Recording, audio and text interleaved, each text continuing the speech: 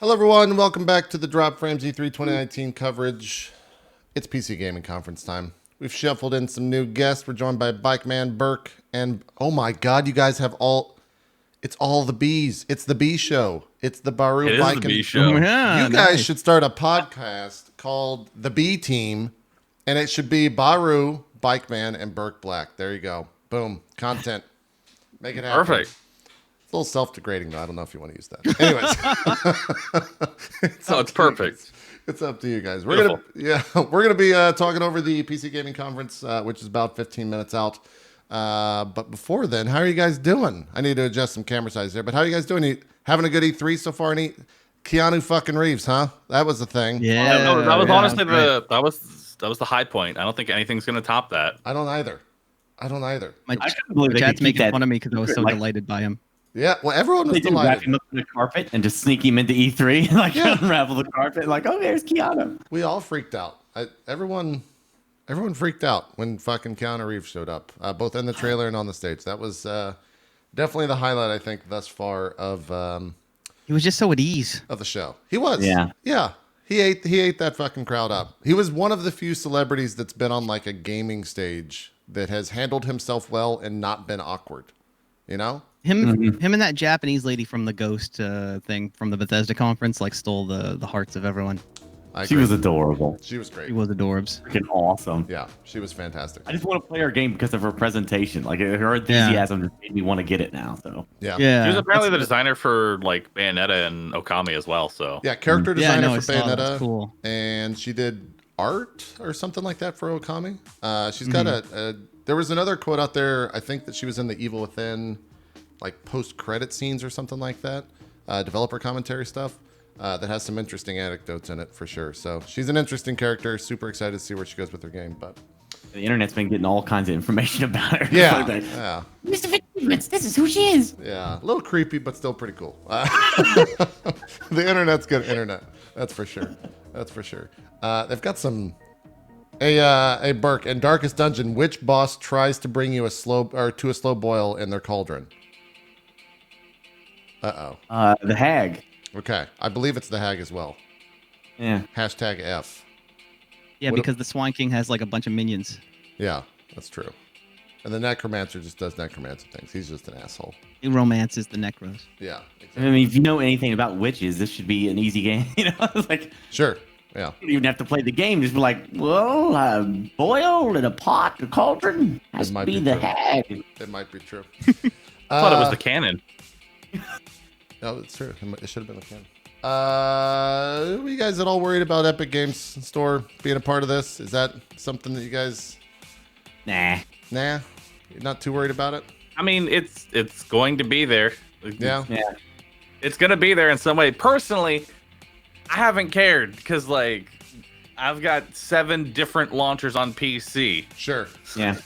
You know, we've got what is it? We've got now. Origin, Epic, Steam, Ubisoft's thing, GOG's thing, Yeah, their new Galaxy. Origin. or yeah, that was EA's. Gotcha. Yeah, it's just like there's 7 different launchers now. I'm kind of numb to the idea of there just being exclusives on a specific launcher. So it's like, Yeah. It is It's what it is. fine. days of Steam being the only thing are just. Like, it was good while we had it. That was amazing. One launcher. yeah, to you rule it also, all. Time is not gonna last. Yeah. apparently, yeah, there's also Battle.net, Discord, Twitch, and Bethesda. Yep. I And tried there's Steam's new More UI yesterday. launchers. Yeah. World has their own launcher too, doesn't it? Like Atlas or something. Does Atlas have their own? I mean, that would make sense, I guess, but I don't know. Yeah, I didn't play Atlas much Atlas. Does it have its own? I don't think so. Does it? I don't know. No, like No, it Perfect goes to World. Steam. I think it's called Atlas. The launcher is called Atlas. I think. Oh, okay. Not Atlas game. Yeah. Yeah. I think. Sure. Did you see Steam's new UI? I tried that yesterday. So what did they just push that out? Did they just valve that and was like, hey, No, here's this you have thing? to trick it. You got to trick it. Yeah. Like someone found it, a way to get into it. You actually have to opt into beta and then download a CS:GO UI thing and put it in your Steam UI folder, and it like makes it switch over when you restart Steam. Huh. Is it any good? So I guess like maybe someone got the UI and then shared how like the files. It's not ready for prime time yet, obviously, because there's like rectangular box arts, but it has like the little like letterbox Steam pictures like squished into them. But what they're going for is really nice, and it actually has sorting features, sort by genre, multiplayer, single player, all that stuff in your library. It's really nice. The layout's really good too. I like it a lot. It's good. It's good. Steam's actually changing things up a little bit. Yeah, they're starting to actually have some competition because everyone's leaving for money. Fair. I mean, do you think anybody at Steam is going Epic, or are they just like? I heard someone claim that they were working on this UI before Epic, but I have no idea if that's true or not. Yeah, I mean, I'm sure they're aware of it. I think caring is up to interpretation. Like, I think you always care about your competitors in business, just as a business. Otherwise, it's not you're not a good business in that sense. But yeah, if anything, it'll push them to do more stuff. Like hopefully update their store and change things and try new things. We'll see. Yeah. What are you guys excited to see here? Bike and Burke and Bahroo every once in a while. Bike and Burke, you guys are kind of like the early access streamers there with the late shift crew. So I'm excited to have you guys here since you're all about early access. You play all the latest and greatest as soon as humanly possible, as soon as it hits the Steam store. Is there anything in particular that you guys are super excited about that might be here or might have the potential to show up? You want to go first, Burke? Please, Maneater. Maneater, yeah, the one with the shark. Yeah, they cool. showed it last year, and we got like nothing for a year. And I'm hoping that they do more about Maneater. It's like it looks. The weirder the game is, the more I'm interested in it. You know, like Carrion was like the big thing for me from Devolver Digital. I'm more interested in that than Doom, even though Doom looks great. But I like these weird, stylish games that you don't know what the hell they're going to be. I want Maneater just swimming around as a giant variety. Shark. Yeah, exactly. Yeah, you know. Yeah, I'm getting jaded with the same thing over and over. There's nothing particular. I've kind of like kept myself shielded as much as I could from spoilers, so I don't know what's going to be shown at all. I don't know if they're going to show Bannerlord or not, but I would love to see more. Yeah, I want Bannerlord, damn it. Okay, all right. Bannerlord, Maneater.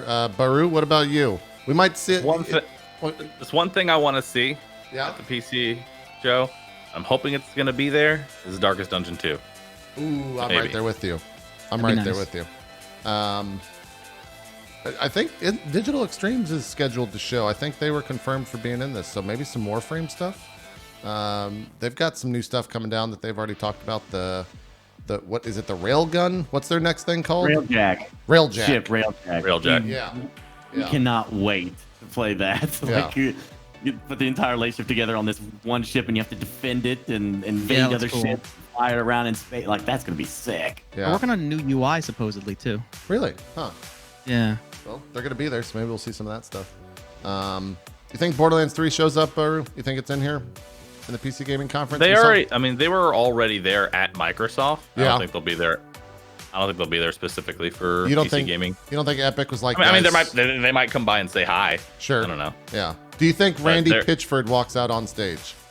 I don't think Randy Pitchford does a magic trick. No. Fuck. Okay, that's a bingo card. I believe is that Randy does magic on stage. So, if you're not already in the Drop Frames bingo, by the way, we have sheets that are randomly sent to people.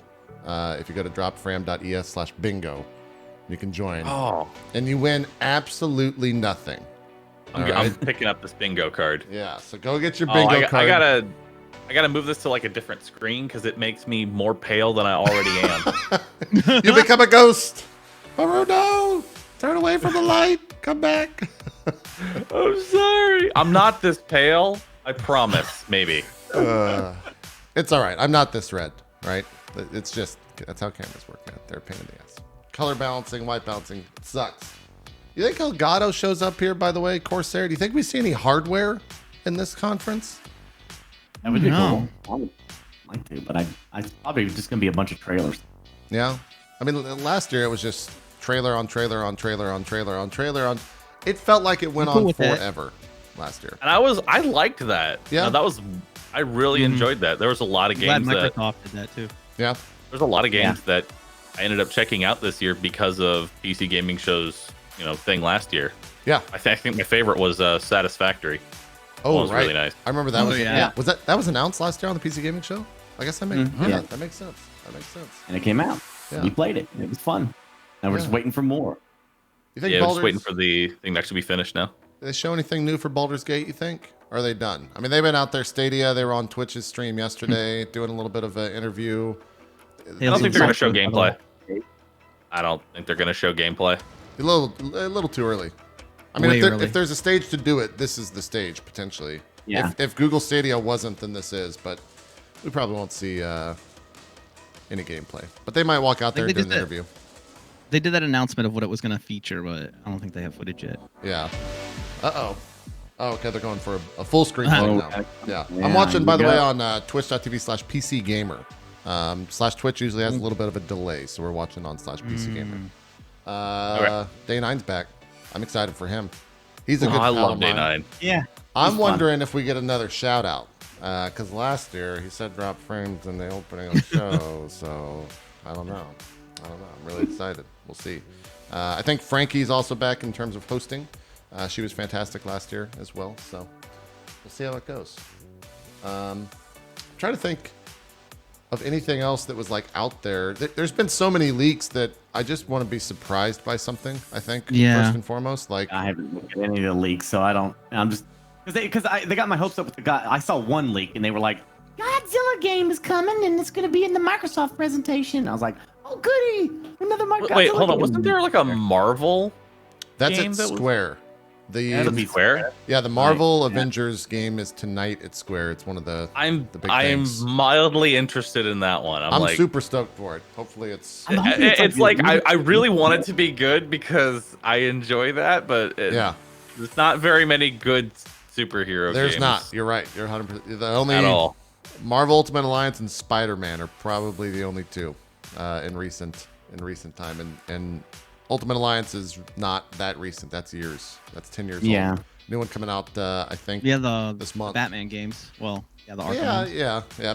DC's got some good stuff with Rocksteady and all that. So, Make it sound like it's gonna be like some kind of Left 4 Dead style team up with your buddies or something. Like, Yeah. you could be Hulk and another person be Hawkeye. You know, doesn't really do much. Then you got It doesn't really do much. yeah. Yeah, I don't know. We'll see what happens. I don't know. You know what? I'm looking at it now. I really do want Epic Game Store to show up because I've got 3 bingo cards for it. Oh yeah, it's all over the bingo. Epic Game Store is huge. Apparently, it's a big thing. I'm gonna get a bingo if they like mention it twice. Okay, all right. You got to make sure to scream bingo. All right, no I will. compression whatsoever on the stream, but just scream it. Just let your flag fly. Okay, you got to let people. Oh, I know. will. Yeah. So We got 2 minutes. Wait, I'm trying to everyone's think of jumping stuff. into streaming this year, huh? Streaming games, like game streaming services. Oh, I was like, yeah, Yeah. Twitch is a thing. Bike. I know yeah, it's hard people- to. It's hard to. It's really weird to differentiate talk that about competition. that. It is weird Yeah. to talk about that. Games Thing as a was service. like, hey, you know, I think it's more like not so much like Twitch. It's but like- middleware. Yeah. The stuff middleware. they were Yeah. talking about last night on Bethesda is basically like, hey, we can stream games better because we're getting 20% more efficiency on the frame or something like that. And it's also going to reduce latency. I really enjoyed that little demo where they were showing Oh, that him was like awful. holding the controller. What and the fuck? What he was doing with his thumbs had nothing to do with what was on the screen at all. It was weird. It was really weird. That was a weird thing. It's like they gave him the controller and they just said, just fidget with it. It's fine. Fidget with it. Just fucking fidget with it. Yeah. I'm really curious of the cut that the devs get for like a game streaming service like that. Like, do you get Yeah. paid like every time someone rents or buys your game on the service? Like, is that how it works, or can they just like pay the subscription and like certain money from the prescription goes to? How does it get divvied up? I don't know. I think Rami touched on the fact that when you're in like an Xbox Game Pass situation or something like that, you get money up front. And they just kind of say like, this is the amount of people it's going to reach. So like, here's a fat stack of cash, and then we'll just go on our own way. But when it comes to the streaming stuff, I don't know. I guess if nobody takes it, it's just like, all right, cool. Yeah, they've already won, right? They've already gotten that free Yeah, I promotion. guess They've so. already got the money in the bank. But when it comes to Makes sense. streaming stuff, I have no idea how that's going to be monetized. That's one of the things that I wish they talked about at that Google Stadia stream. Because, like, one, we have to see if the tech works. But two, I want to know, like, the business of that, right? Like, do you get money per stream? Do you get money... Do you buy the game for $60 because it's not part of the Google Stadia thing, and that's how they make? I don't know. It's gonna be weird. going to be weird. I really want to see that stuff. Let's kick it over to the full screen here as we're getting ready to go. Oh, I'm gone. What do you mean you're gone? I'm gone? You're gone? Oh, you're in the corner. Oh, wait. I see him. Yeah. I see you, The Bahroo. chat is covering me. Oh. I'm watching through the VMix. Oh, For some okay. reason. Gotcha. Well, that's why. Yeah. Just We gotta- open up /PC Gamer. I'm blind, okay? It's all this pale light. Oh, yeah, we got to do the hype meter. Good call, chat. Good call. Oh, gotta get the height meter. Let me move the hype meter out. Love the height meter. This is What the website do you PC go for this? Gaming Show, Twitch.tv/PC a Gamer. celebration of the most vibrant gaming platform. Let me pump up the For the volume. next I love 10 Wayne June. hours, you'll see all new gameplay footage, trailers, and interviews.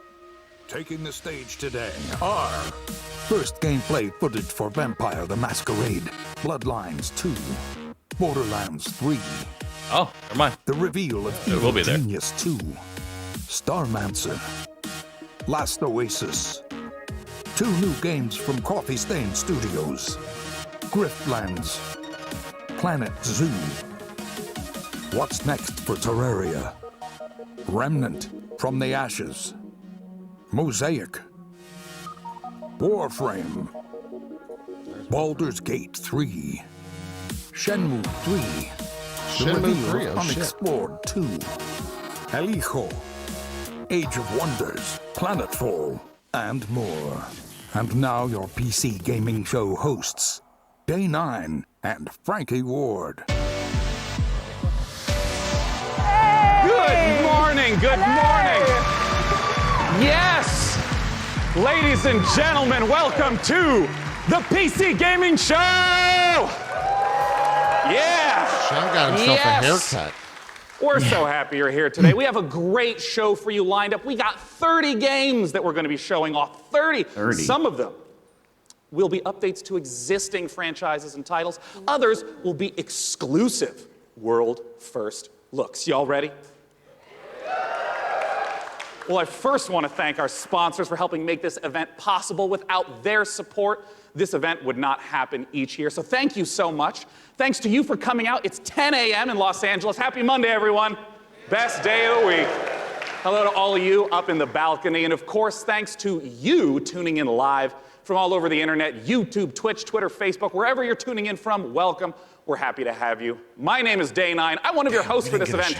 Joining me is the fantastic Frankie Ward. Hello. Oh, thank you very much. Thank you, Sean. Hello, everyone. Now, Didn't happen. for you guys at home, for the first time, whatever platform you're There's a lot of watching show on, left, JP. we are going to be Okay. pulling your All right. clever comments. Just remember that. There's I the said hype meter. Clever comments from Twitch, Twitter, YouTube, and Facebook throughout the show, making you famous on the internet, on the screen. We're going to be sharing them live. Someone in And one of the chat. things we're especially That suit looking for color are isn't questions great from the on her. Borderlands 3 team. Now, come on now. What are you, the goddamn Twitch To the fashion police? Get out of here. That's right. Midway through this show, I'm going to be asking those questions to the creative director of Borderlands 3. Use hashtag PC Gaming Show, and we'll read them live. Until then, let's start the PC Gaming Show with our very first title from UK developer We're getting into it. Rebellion.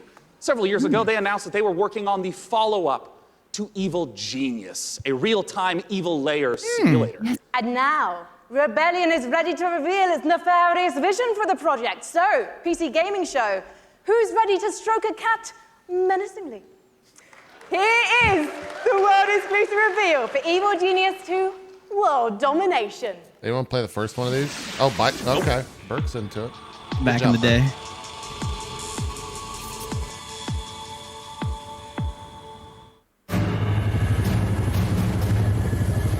All right, this is not actual gameplay footage, guys. Or Man. representative of gameplay mechanics. Those Basically, are my this favorite. trailer means absolutely nothing except that the game name is entitled the same thing. That's been this entire E3, hasn't it? Yeah, what the fuck? And cinematic trailers mean absolutely nothing to me. They do. They really do. If you look at bits of information, if you carefully analyze the cinematic trailer, obviously picking people up with a helicopter by rope is a thing.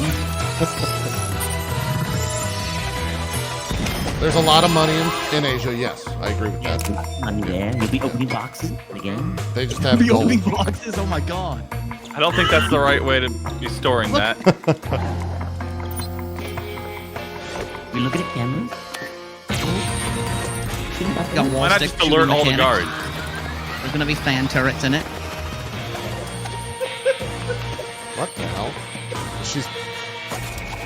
That Oh, means laser grids are gonna be useless in the game. gotta watch out for the sharks. Do you think Blizzard shows up here, by the way? Do we see Holding Blizzard? globe in hand is in. Sorry. No, I'm very excited about No, that. I Doesn't think Blizzard Blizzard- like just do their own thing. Yeah, it's usually BlizzCon stuff. I don't think you see him. Vampire the No, I don't Masquerade think we will either. Bloodlines 2 is the successor Oh, to here one we of the go. most beloved RPGs ever. Vamp 2. And with me to talk about it, I have Brian Mitsoda and Cara Ellison from Hardsuit Labs. Now, Brian, you were a writer on the very first game, so what does it mean for you to finally get to work on the sequel? Those are some fucking cool It means gloves right that there. a lot of people have very high expectations, and we have to meet those. Well, let's take a look at whether you are going to meet them, because we are going to take a look at the world's first gameplay footage. Gameplay? Oh, shit. There we go. What is gameplay doing in an E3? What? Come on now. We only like CG stuff here at the E3s. I guess I have to be the one to tell you. You're dead. Oh, that sucks. This is gonna be great. Paradox is producing everything lately. Yeah. Yeah, they're doing You're really obviously good. new to this Good whole on them. existence. But truth is, most of you types won't even make it a whole year. We have one rule.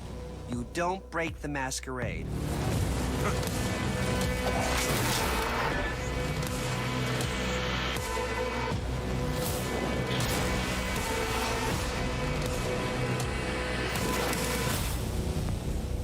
This city.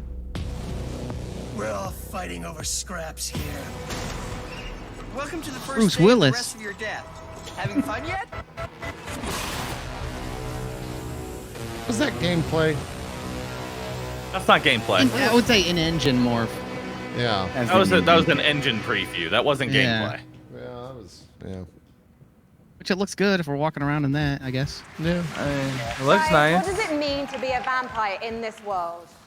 So in the Empire, what it is, it's kind of a darker version of our world, and the vampires kind of Oh, man, he's a little nervous. nervous. keep their Poor presence guy. secret from I humanity. know. So the vampires are kind of staying hidden in the shadows while also needing to feed on human beings and kind of manipulating us in order to get blood. We're talking about feeding on human beings. I'm getting flashbacks to last year's show. Cara, it's not just a case, though, of sucking blood and filling up your health meter, is it? Actually, different types of blood do different things. That's right. So we have the resonance system, which means that essentially That joke didn't land, I don't think. vampires can kind of see the emotional resonance of human beings, like fear or desire, and then they can feed on those people to like feel the same things as human beings do, to feel more kind of alive, and that can give you like extra. That sounds so emo. And there were some really interesting characters in that trailer as well. What kind of relationships are we going to be I'll forming wait with till them they as a finish player? talking to say what I want to say. Well, very fragile, very volatile looks relationships, really good. very mature does. relationships. Really So it's gorgeous. going to be a fun time. And one thing that was really intriguing to me when I was learning about this game is you don't just get bitten and turn into Nosferatu, Dracula, or Brad Pitt. And to be honest, I think you should maybe put Brad Pitt into the game, because then I'm definitely playing it. You actually have to adjust to your environment to becoming a vampire, Cara. That's right. So essentially, in the game, when you were made as a vampire, sort of very young vampire, a lot of other vampires are made at the same time in this thing called the mass embrace. And that means that essentially they're having a less lucky time than you in the world.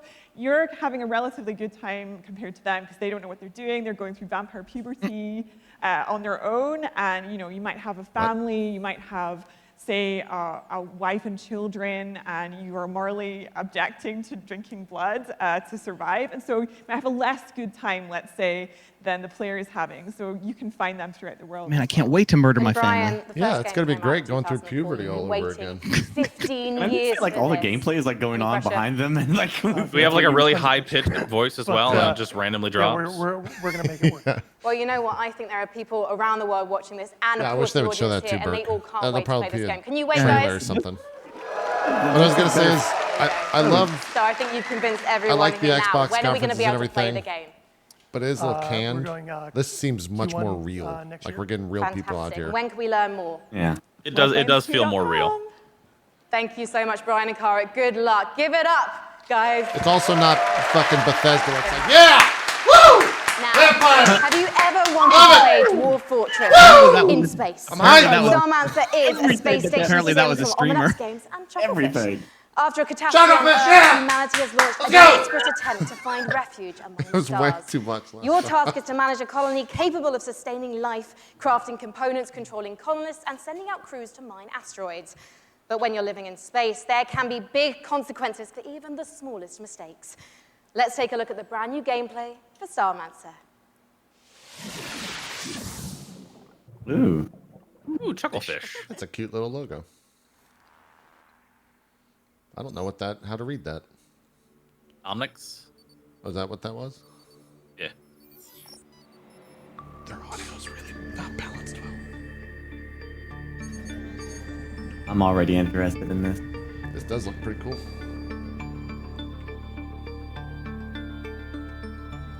I think I kickstarted this. I kickstarted so many games, dude, I'm that like pretty sometimes sure some I crop gave up. this money? They Maybe. crop up, and I'm like, wait a second. Wait I a think I minute. bought this. Is my money a think. thing now? I'm gonna go look. Like man's account. We would can be make like, friends? Oh my god. That game's gonna be hard. It's like a space dwarf fortress. It actually kind of a little bit. I'm into it. Ooh, is he getting attacked? Oh no, here comes the evil dictator. I like the aesthetic. Yeah. I just like this kind of pixel art. You get a little bit of like Final Fantasy Tactics from the art. Mm-hmm. Tiny, tiny bit. Now you just need a space monster to try to break in. Mm-hmm. All they need now. In beta. Our next guests Wait, what? both started as modders. And Hey, now Mike, I'd like to thank you for this they game. each I appreciate independently your, run their support. own studio. Let's welcome to the stage from Tripwire, I did Kickstarter John when it was called Gibson, and from Starmancer. Torn Banner, Steve Piggott. Hey, Sean.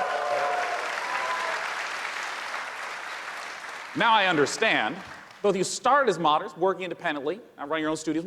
Talk to me about the collaboration that you started together. Yeah, Steve. So we've known the Torn Banner guys for a long time, even giving them some advice when they were modders, going commercial, helping them not make the mistakes that we made.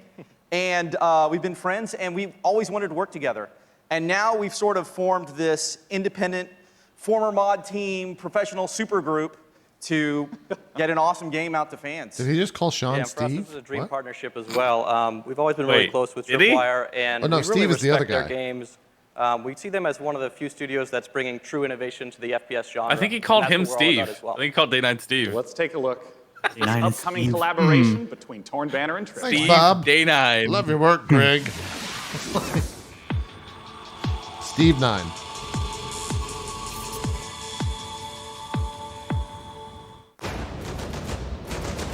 I hope this is better than the last game. You go first. It's your chicken. Wow, are they gonna do Shiv 2? Is that what this is?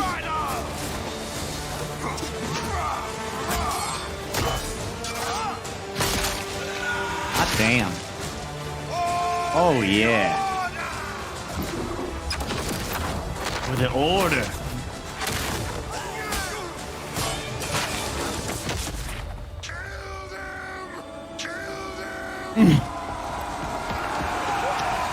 Yep. Wow. Wow. Do you think It's gonna be really interesting. can Shiv and Mordhau exist in the same world? Like, is that? It's gonna be a clash. Yeah. Did you see the looked drama? That seemed not as good as Mordhau. That guy didn't There have was arms drama. and he cut his head off though. That was pretty cool. Oh, Confirmed you could run talk around to with me no arms. about Chivalry 2, Steve. Well, Chivalry 2 is about bringing players into their favorite medieval movie battle scenes. And our flagship game mode, Team Objective, does that by having players complete medieval objectives like sieging castles, raiding villages, and And yeah, you're not just Saved. going and standing in an area and then a bar fills up. You're, like you said, burning houses, killing peasants, you know. Yeah. Playing as peasants, getting killed. It's really about letting the player experience every iconic moment of the era. And on top of that, this time around, we've increased the player count scale to about 2.5 times what the previous game was, the 64 players. And on top of that increased scale, we've added horses, which really allows us to add a lot of drama to the game and bring experiences like the Battle of the Bastards from Game of Thrones.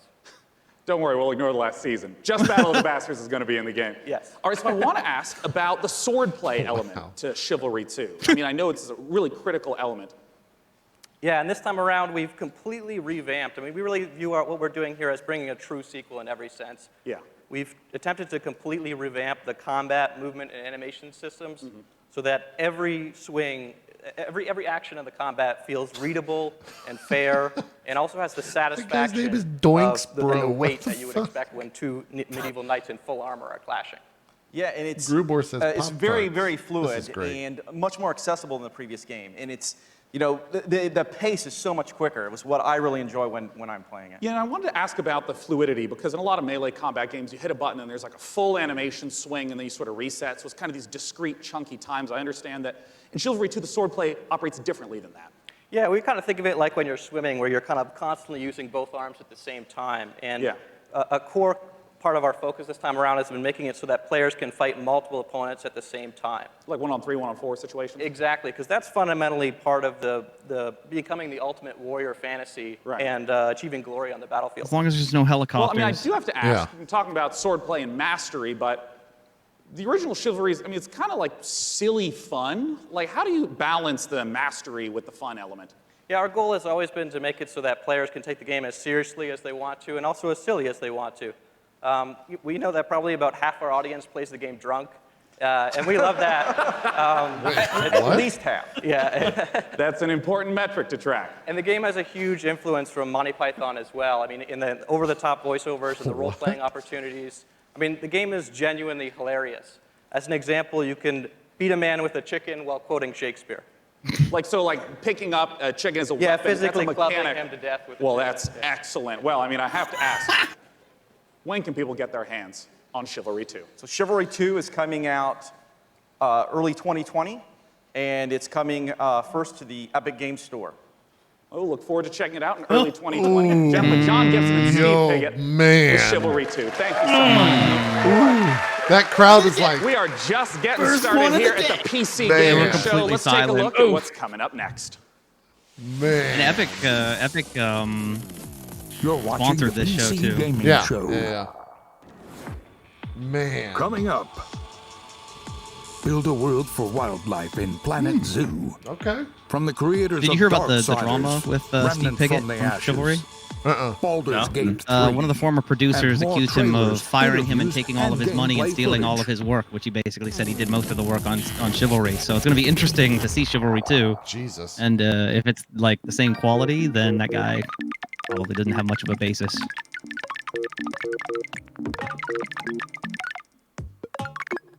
They did show Baldur's Gate, so I guess it's gonna be something. Yeah, I wonder what that is. I wonder if he'll say console again like he did yesterday when he messed up. At least not like the same trailer again, going, yeah, here's the same trailer. Collect trillions of bloops. Oh my god, it's so true. The idle clickers. This game's way too What? real, man. This is way too real. This is a world full of E3 spoilers. I want to collect the bloops. I need all the bloops. These Blip people already Keanu knew Reeves. about Blip Keanu bloop. Reeves before it happened. What the hell is it? Is this Depression Simulator? What the fuck? Mosaic. Mosaic? Okay. That looks cool. I don't need Depression Simulator, man. Hey, we can play. Hey, if you want to collect your blip lops, grab it Oh, now. dude. Man. That was a brand new trailer for Mosaic, a dark and atmospheric adventure game coming later this year. I'm more from excited for the developer blip blop, Killblight to be and honest. publisher Get it right Warframe. now. Tell us how many blip So how are lops you you can guys get. enjoying it so far? Dude. There's been some I swords, can go some get my space phone right now and go get some stations, blip lops. vampire Go do it. We're listening to your I don't reactions to blame the PC Gaming Show Don't give throughout you the enough blops, you entire have to buy broadcast, really no matter money. what platform Right back. you're watching and ranting on. So keep them coming. Our wonder next if game there's is a ghost-themed microtransactions in multiplayer there. hide-and-seek game inspired by a popular mod. Charge up your proton packs and get ready for Midnight Ghost Hunt. Okay. Midnight Ghost Hunt. I like the Hunted Ghost. Do I get to be the ghost? I really wish there was someone going world exclusive. I missed that. love the voice, yeah. We should do this. We'll just do it ourselves. Okay, all right. You got the next one, Burke. All right. There's only you and me. What the hell? Is this a prop hunt game? It might be. Yeah, it is. Look. It's been an interesting mini genre. It has. No one's done it right yet, though, I don't feel. No one's done it right. We got a prop hunt game, Bahroo. Until now. Gassy's probably excited right now. Oh yeah. I'm excited for that. You get a meter, that's interesting. So you're not actually helpless. I like the music. I got a big surprise. Tara's just ominously coming towards him. Nice. Oh yeah, that'll be great.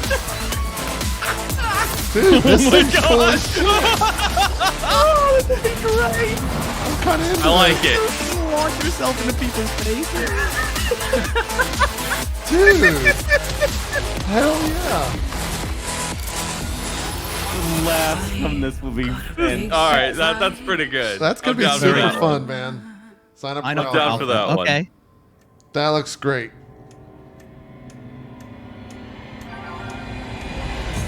Oh, sorry, you can hear the phone. Uh-oh. Oh, no. Is this the same game? What the Yeah. hell does that mean? No.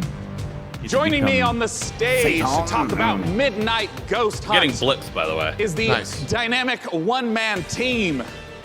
Creative director, programmer, designer, it's Sam Malone! That's a one-man game? Holy shit.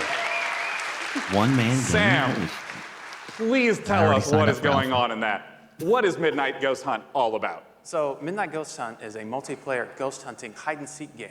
You can play either as ghosts or ghost hunters, like a 4v4 format. I see. The ghosts can hide inside average everyday objects around the haunted house. The goal is to look like harmless furniture, but on the inside, they're not so harmless ghosts as you saw. Yeah, and if I'm understanding correctly, it's not about hiding as a lamp to try to assault and take out a hunter. It's actually, you would do that so that way you can keep running away and continue to hide. Exactly. So the main objective of the ghosts is to try to stay hidden as long as they can until the time runs out, until the clock strikes midnight. Midnight being kind of the hour of the ghosts, basically. They can fight back if they like, but in general, they want to try to hide. But if there's a hunter kind of Time off for the by gamers himself, to steal the he can show. quickly just hit him in the back What? of the head and knock him out real quick, and he has less hunters to deal with at that point. See. Well, what's the identity of the hunters? I mean, we've been seeing furniture flying all over the place. What are the hunters doing? So the hunters, it kind of can be divided into two different segments. The first part of the game is kind of almost like a detective game because they're sort of trying to figure out where the Why ghosts wouldn't are you just hiding. say 'Cause prop it's not hunt? really obvious at first glance. Yeah. So Prop they've hunt. got gadgets like a Just say footprint it. tracker. They've got like a radar like you saw. Say prop hunt. To try Just to say narrow it, down dude. where in the haunted house these ghosts are hiding, basically. As soon as the first ghost is found, though, it starts He's getting a ashamed bit of more his chaotic. heritage. There's ragdolls flying everywhere, and they have that cannon to really try to server's smash the down. ghosts into pieces. So those are kind of the two aspects. Of I'm ghosts. glad I signed up before it went Talk down. to me a Nice. little bit about the Yeah, inspiration down. for Midnight Ghost Hunt. I understand it's Everyone's based on signing up. Gary's mod called Prop Hunt. Right. So he that's said definitely it. a big inspiration, There but we the go. big There we twist for go. us is that the props fight back. You saw the Now he's furniture, got they it. hurl themselves Yeah. at you, they knock you out, they send you flying. So it kind of almost becomes like this action hide and seek also sort said of Gary's mashup. mod. You have That's a an reason to be a interesting little bit phrase. afraid of That was a very things that you're interesting hunting. phrase. So that changes up the dynamic a good amount, I think. And I want to ask about when the clock strikes midnight. We saw the very spooky red color pop up. We didn't see what happens then. What's going on then? So midnight, if even one ghost survives 4 minutes into the match, then you hear this ominous grandfather clock chime across the map. All the lights will actually flicker out. It'll get really dark and scary, and all of the ghosts that were destroyed actually return as vengeful spirits. They're a lot more powerful than before, and they glow a very Well, it's like brilliant red. Pac-Man. So at this Yeah. point, the tables have turned. The hunters are now the hunted, and they just need to try to work together to stay alive long enough for their evac to come. Yeah, we've got a ghost on stream right now. Usually the Bahroo, ghosts what's the other world like? How's it going? Like 90% of the time. I like see. Because the ghosts are so I overpowered see at midnight. blips. The hunters Oh will my really God, can't everywhere. prevent midnight from even occurring by destroying all of the ghosts and clearing the house, basically. Well, awesome. This sounds When like can fun. people get the chance to try out Midnight Ghost Hunt? So we'll be running an alpha event later in the summer. You can sign up at midnightghosthunt.com. I'd also like to give a shout out to our Discord, discord.gg/midnightghosthunt. Later in the summer, we'll be giving out keys on our Discord as well as on our main website. Well, wonderful. Ladies and That gentlemen, looks cool. Sam Malone. I'm pretty and interested in Vaulted that. Sky Games. I'm up to 1,000 blips so far. What do you do? Are you just tapping the screen? Can For you show our us? next Literally- title, I don't we know got if this Frankie up will in the show, but balcony, yeah, you if I literally just understand correctly, literally Frankie, just this tap is a it. sequel. You do understand correctly, Sean. all you do. Yes. You just- It's you just a fucking big tap sequel it. to All right. a small indie You've got a game. job for the next 8 Unexplored hours. 2 is a Just procedural tap. adventure, a roguelike that challenges you to Oh, I'm fight gonna to tap this for clever 8 and to hours. solve Okay, its good. mysteries. Explore a beautiful world, engage with its creatures, and befriend its people. Search for magic lakes and ancient statues until you die. And die again. This is Unexplored 2. I don't remember the first Unexplored. Yeah, when did Unexplored 1 come out? I didn't do it right. World exclusive. Oh, thank you. What was that voice? That was in the stream. It was just a little bit. They have some audio delays over there. It's weird. Who's got the next world exclusive? We're gonna give that to BikeMan. Oh, sweet. What is this?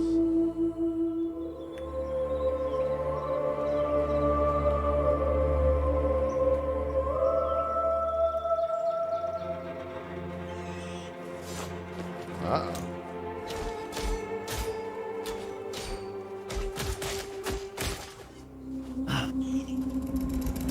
Oh. Whoa. That looks cool. Okay. Go that way. Go this way. I like the world map. Yeah. Uh-oh. Multiplayer explore with friends? Maybe. I like the art style. Do man with him. Whoa, that looks really cool.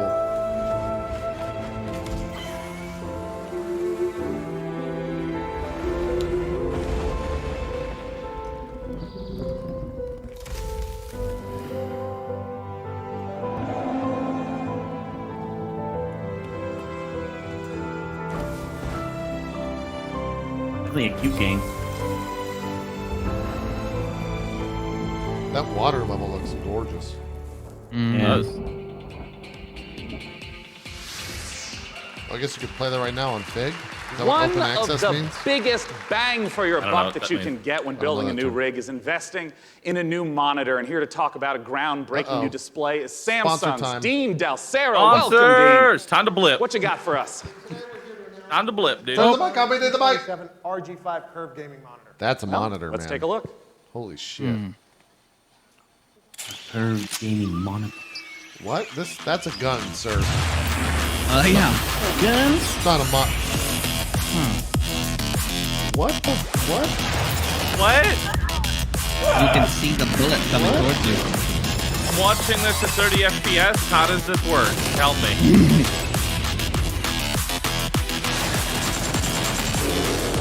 I mean, do I really need more hertz? How much more smooth can it get?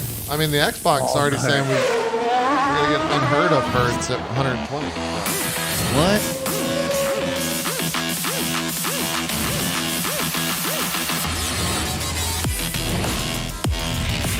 Commercial's like way louder than the rest of the stuff. Yeah, this thing is bumping. I'm just blipping, dude. Oh, I thought that said gaming 420, and I was about. Dean, that we've would've been nice. seen the video. And I got to start asking. Talk to me about some of those juicy features and specs. So it's a 240 hertz curved gaming panel. We believe it's a world first. So you have lag-free and tear-free performance. And we think that the curve, it's a 1500 art radius, is going to be a very immersive experience that you wouldn't get from a traditional flat panel.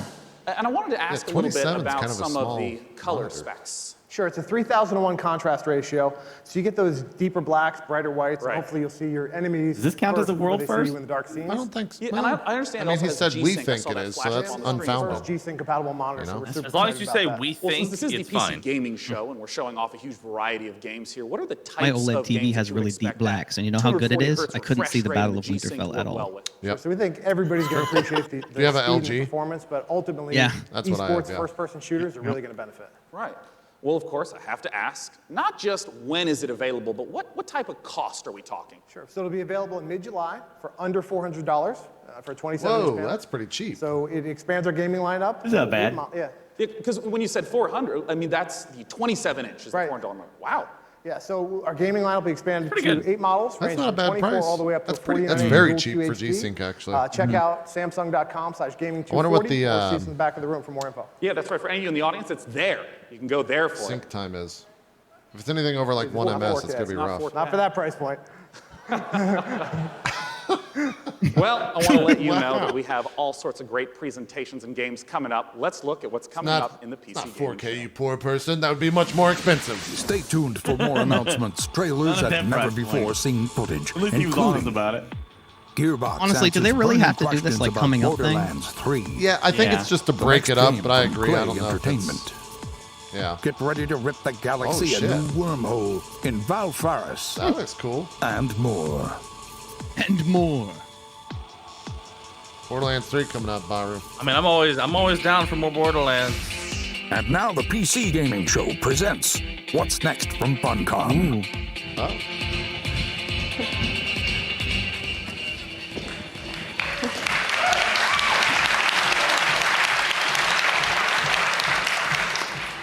Hello, everyone. Thanks for the warm applause. It's very exciting for all of us at Funcom to be here These at are the the PC Conan Gaming people, Show right? for the very first time ever. Yeah. And naturally, we would like Hot to mic. show some of the cool stuff that we've been working on. So, without further ado, here are some of the games coming for 2019. World premiere. Thank you. Nope. Something strange is going Oh, on. it did say It world didn't say world premiere. You gotta do it with bike. I'll let it. Until now. Oh man. You messed up. You jumped the gun, sir. Just assume that Funcom would work on new stuff. I didn't play Mutant. A lot's Was happened it since worth you've it? been traveling. We could Co use and your Zeke really liked this game. Stalkers got Okay. each other's backs, I right? liked the game, What but happens it was to like you happens to me. the fact that every combat was the same. There's Yeah. no replayability to it. Kind of killed it for me. Yeah. Okay. I remember them saying something similar. Oh, hopefully the expansion fixes that. The story is, I think, pretty good. So this More is like time. literally the Billions game or whatever, but Conan? Yeah, it is. Yeah. It's really slow though, sadly. That's a big man. Yeah.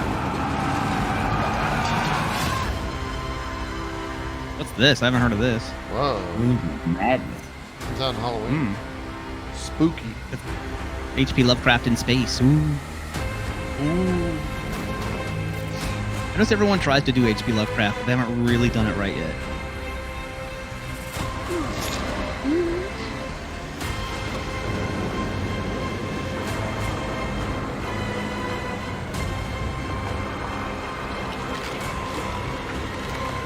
That looks cool.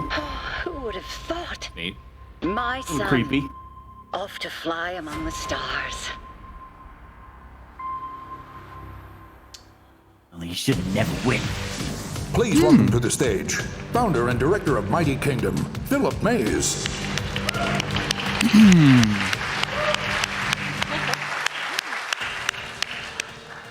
So yeah, at Funcom we've been doing our own games for over 26 years now. But recently we had the great pleasure to be working with some other very talented developers and help them publish their games. And on that note, I'd like to introduce Phil Mays. He is founder of Mighty Kingdom, a studio out of Australia, who has been working with us on something a little different. Thank you, Natasha. Tell me about it. So on April 1st this year, we put out a little trailer for something called Conan Chop Chop. What? And considering the date, it was What? perhaps no surprise that people decided that that was April Fool's joke. So yeah, we have a little surprise for you. Check this out. Chop. A cooking It's gonna Conan be like one of game. those vegetable cutting games, but with Conan cutting dudes. I don't need another clicker game. I got one right now.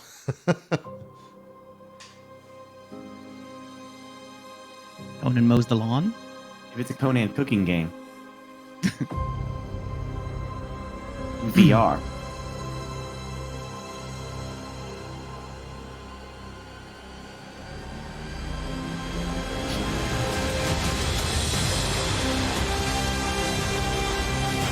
What? This is.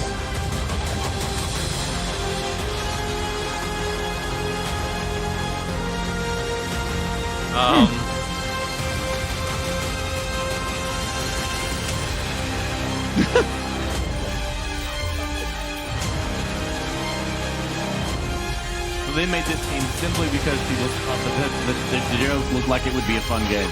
Yeah. Also, Jesus is so loud.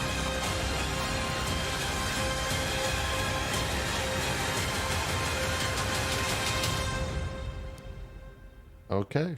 Sure.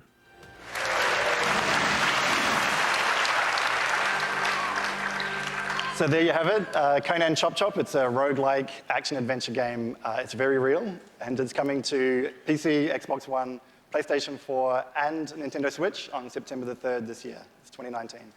We also have a playable version here at E3 at our demo room, so if you want to give stick figure Conan a try, then please don't hesitate to drop by. Thank you. Thank you so much. I'm not really into it. Yeah, I'm good, you know? I think I'm all right.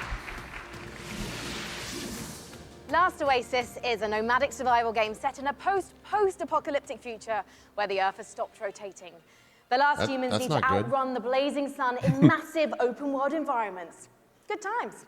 But cheer up, sunshine. This is one of the most original-looking multiplayers we've seen, with interesting ideas underneath. A player-driven economy and some truly incredible death machines. Coming to early access on Steam on July 15th, let's take a trip to the Last Oasis. Wouldn't a post? Yeah, that's a bingo for me. Or no, Yeah, post for me. Hell yeah. is yes. Oh, this is the one with the mechs, the clockwork mechs. Oh, is it that game? Yeah, where you fight other people on their platforms and stuff. Okay, I'm on board of this. Yeah, I want to. Yeah, do this. really, I am. It'd be fun. Wait. That looks so goofy. That thing's kind of creeping me out how it's moving. Yeah. Yeah. I like that. They're like little spider. We're like, all right, Cletus, make us a mech, dude. Yeah, just make us something, Cletus. Cletus! It'll be like a floating bar. It's always a tavern. What?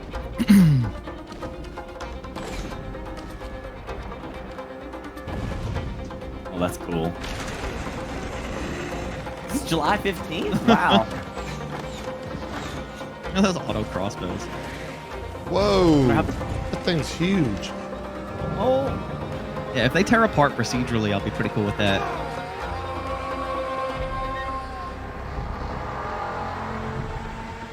Oh, here comes the big clan on the server showing up. What the hell? I want to fight. That looks pretty cool. What you guys doing?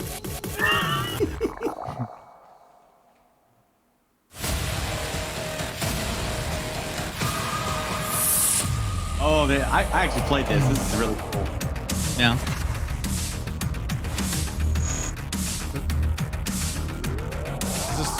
What type of RTS would you say this is?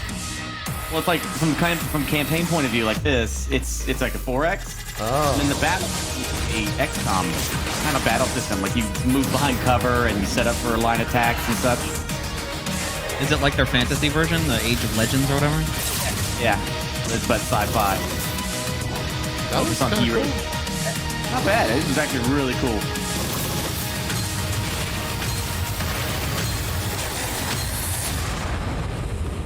Strategy fans will be all over this. This is really fun. Okay. Sure. The name of the game is Age of Wonders Planetfall, a 4X strategy game, and joining me on the stage to talk about it is the game director, Leonard Sass, and principal gameplay developer, Tom Bird. Welcome, guys. Hi. Good to be here. Thanks. So, Leonard, just give us the gist of what Age of Wonders Planetfall is all about. Sure. Age of Wonders is a turn-based strategy game where you play as one of the survivors of a shattered galactic empire. At the start of the game, you choose or create your own faction. Yeah. They include the Vanguard Expeditionary Forces, who were in cryosleep when everything went to hell. There's scavenging cyborgs, And or Paradox, the yeah, Amazon again. bioengineers who ride dinosaurs into battle. Yeah. You know, I want to ask, because there's a pretty broad range of 4X strategy games, To give a sense of what the gameplay is, I just want to start from the beginning of a game. What happens when you first land on the planet? Well, each race has their own spaceship. The spaceship comes down onto the planet. The planet is where the entire game takes place. And that spaceship will then transform into your capital colony, where your entire empire begins, your sort of attempt to take over the world. Around you, you've got a number of sectors, and each of these sectors has a little story. Well, not most of them. So maybe you'll find a genetics lab, which is still full of horrible mutant creatures, an entertainment complex overrun by horrible robot monsters, a temple with holes in the sky and horrible demons who come and get you. He's good. He's excited. I did see in the trailer dinosaurs with lasers, correct? Dinosaurs with lasers. Perfect. Well, Cats with lasers. No, sorry, no cats with lasers. I'm so sorry to disappoint all of you. I'll settle with dinosaurs. You know, I saw the expansive tech tree show up in the game briefly, and I know that growing resources and tech is a huge part of strategy games. How does that function? Right, so part of these tech trees come from your origin race. They sort of represent the past of where you came from. They include new units, new modules for your units, like jetpacks for your troopers, orbital laser cannons you can launch from space, social doctrines, it's not all about war. And then the second part of your tech tree comes from your secret technology, and that's all about the future of your faction. So you can create like a combination between man and machine or man and computers. Others include doomsday technologies that allows you to infect the entire population with alien brain-eating parasites or win the game by splitting space-time. I love how many details you're giving me of the horrors that await on the planet. The future is not a pretty place.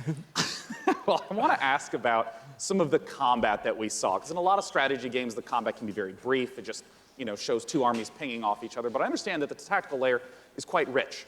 Right, so when combat starts, you'll see, like on the world map, maybe like a little sort of space lab or something like that. When you go into combat, you will zoom all the way in, and you will be inside the lab. You'll see all the pipes and all of the goops flowing around. All of your units, which you've been putting together and built, are now deployed. In turn-based combat, you can move them into cover, use their abilities, shoot laser cannons. Maybe you've chosen advanced, so you've got like a bunch of space dwarves in little metal suits that dig holes in the ground, like shoot from the holes. Maybe you've chosen the Kirko, sort of horrible alien bug monsters. They run forwards and slash people and puke out. I want to play this game because he's getting me excited just in general. The short battle can be maybe 2 or 3 minutes, but at the end of the game, you know, you've got a massive siege with like 20 units on your side, 20 units on their side. You've got orbital cannons blasting holes in the world, and that can maybe take 30 minutes. Well, talk to us about when we can play the game. Okay. The game is due this August 6th. It's going to be available on PC, multiple platforms, consoles, and it's available for pre-order now. Well, lovely. Hey, what's that URL? It's aow-planetfall.com. Well, I'm looking forward to it. It's less than 2 that months website away. just got Gentlemen, crashed. thanks so much for joining me up on the stage. Yeah, that was good. Not even gonna try. Thank you for sharing the horrors of the future. And for this game, Frankie, I have to ask you. But like the actual Twitch What chat year on the is other it? thing is all like Resident The Sleeper. year you is know? 1946, Sean, my dear boy. Have they said the word Europe Steam lies yet? in ruins, torn apart No. by the satanic Plan Z. Are they not allowed to say that word? I don't know. I want to keep an eye on that. But little do they know, the nightmare is far from over. Achtung! This is the world-exclusive reveal of the next shooter from the makers of Sniper Elite 4. Yeah, who's got this one? Oh, Bike, you got to redo World it. exclusive! World exclusive. Thanks, Bike. Oh! Bahroo, you're up. Bahroo tried to steal my thunder, Bahroo. I'm sorry. You got next one, Bahroo. It's good. Okay. All right. Once again, not actual gameplay, but it is representative of the mechanics of the game. So, tripwires, you know, they're a thing. I'm gonna go back to Blip Blop, dude. If I'm gonna see cinematics. At least with Blip Blop, I have gameplay. What does your Blip Blop count out? They're immediately going to zombies. I'm currently at 100 blips per cap. Okay. Is that Nazi zombies? This is from the Sniper Elite devs. Yeah, there might be Nazi zombies.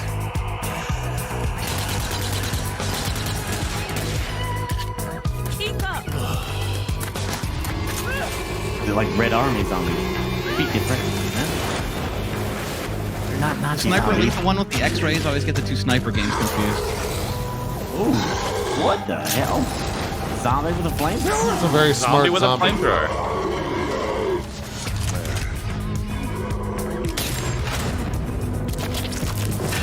Yeah. Go pick that up. Pick the flamethrower up.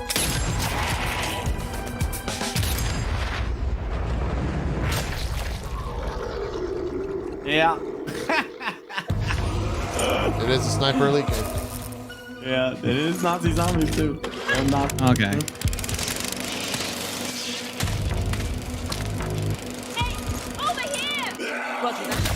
Just die. I still want to know how you get like pinned down by zombies that are moving a foot a minute. You know? Yeah. They're not running. They haven't figured out how to retreat yet. Yeah, maybe these assholes are the bad guys and the zombies just want to hug, you know? Yeah. You ever think about that? Or they're on heavy military drugs, and those are all civilians trying to run from the war zone. Yeah. That trap worked for one zombie. Like killing one ant, and you're like, yeah! I know, right? Pumped up.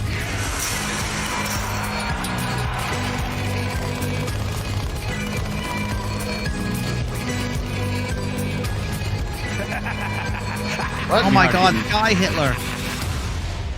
Oh, damn. Good old Zombie Sky army. Hitler. He looked like he was a zombie too. So like, Zombie Sky Hitler? Zombie Sky Hitler, really dude. motivational PC zombie gaming speeches. show. They get up to the microphone and go. A love letter to classic JRPG. They're saying kind on. What's next for Warframe? Hey, Warframe. A surreal noir Cool. adventure What the set fuck? before, during, and after the Big Bang. Okay. Baldur's Gate 3, and more. I wonder what they'll say for Baldur's Gate. I expect another cinematic. You think? A brand new one? Brand new cinematic. Okay.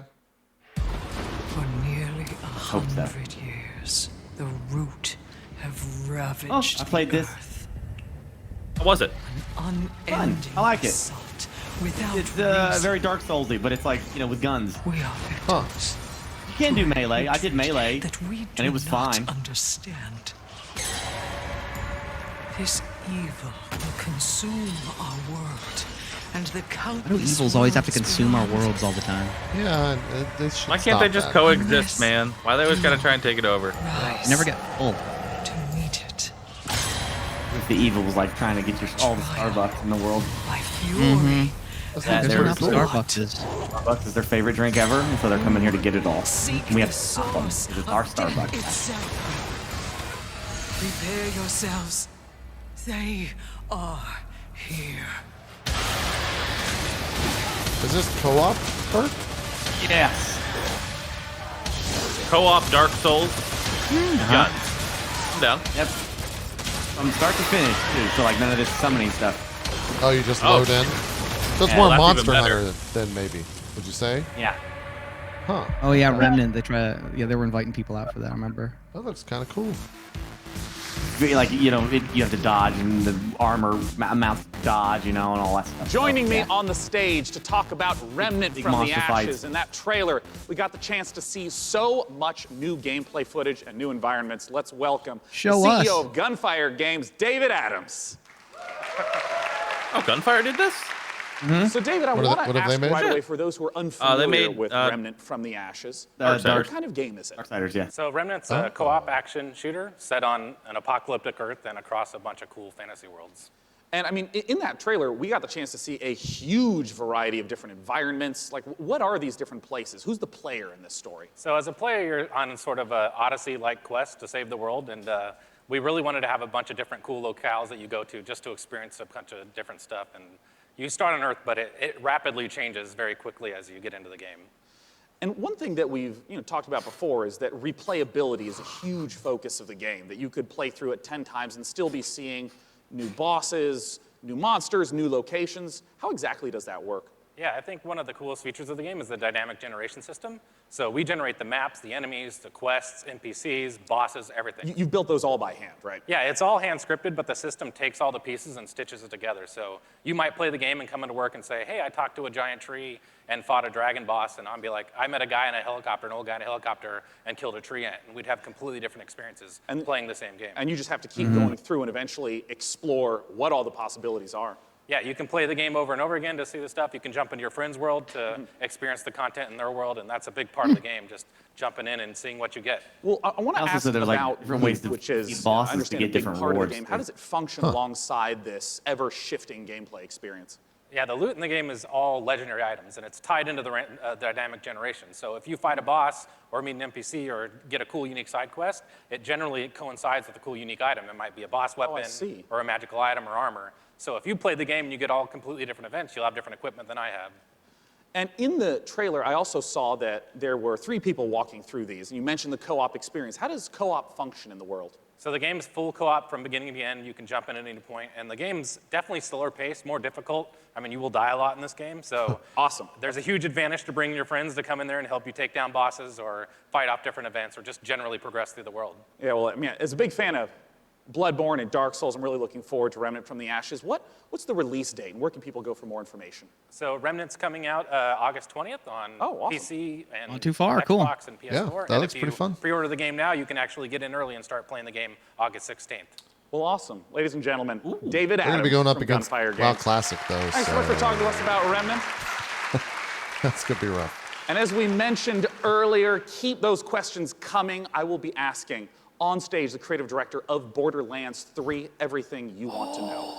Doesn't matter what platform you're on, just use hashtag Will it be cel-shaded? Wait, who's the creative? Is Randy not there? Let's talk about our next It's title. Randy Varnell. This one was announced 2 it's a years different ago Randy. at the PC Gaming There's Show 2 Randys. here. It's Oh, a game okay. Well, from Randy's Brave Randy still there. Varnell and there's Randy called Pitchford. Driftland. One's the CEO, one's It's changed creative quite a bit director. in the last 2 Wow. years. It's now a deck-building roguelike where you surprised don't to just not fight, see but Randy you also Pitchford there. negotiate your way through a Too busy tweeting. broken-down sci-fi Yeah. world. It's going to be available on the Epic Game bet- Store in I bet one you'll be short month tweeting on during the July entire thing. 11th in Alpha. Of course. Let's take a look at some of the footage of what you'll be playing.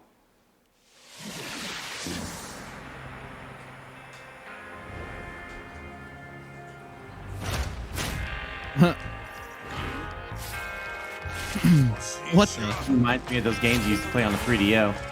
Yeah. Wow.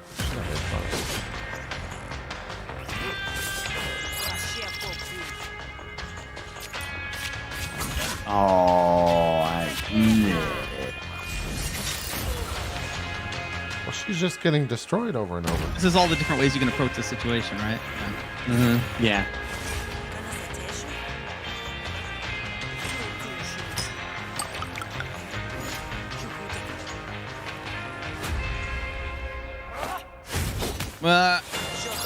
Ah.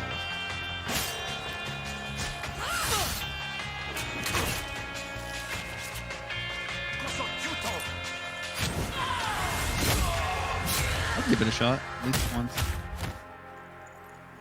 Yeah.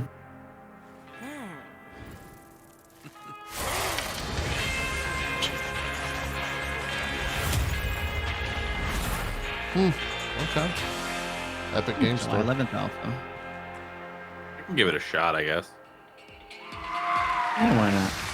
Planet Zoo is the latest game from the makers of the brilliant Planet Coaster. Please welcome Piers Jackson and Lisa Bowens from You see the Frontier Ghostbusters add-on for that? Yeah. They got the voice acting Now, from all Piers, the actors. what kind of zoo are we Wow. going to be running here? So Planet Zoo is a new management sim game from us. It involves you building Zoom. and looking after a modern Quick zoo, zoom. and you get to Holy look shit. at the most authentic animals Like, he we must be believe you've ever CGI. seen in a video game. Each of our animals are unique. They have their own needs, their own desires, and their own behaviours. They interact with each other and react with the world that you build around them. And today, for the very first time, we're really excited to show everyone here our gameplay video and to announce our launch date. Oh, fantastic. Gameplay Let's try the and a world's launch date. largest family pass and take a look inside. They're hitting Planet Zoo hard, so I imagine it's going to be releasing soon. It's so pretty. I hope they add more management to it. Yeah. Their games have all been really good, like building scenery simulators, but like when it comes to actual under the hood stuff, I would like them to be deeper. Yep. I've never been a management sim kind of person, so I just go ooh Well, pretty. Games, Yeah. They allow you There's a to lot change more every fluidity. detail. Yeah. Like, you can really make it your park. Like, it's not like a tiger exhibit or something like that, and then it's just plop it down like in most games. In this, you literally build everything about it. So Yeah.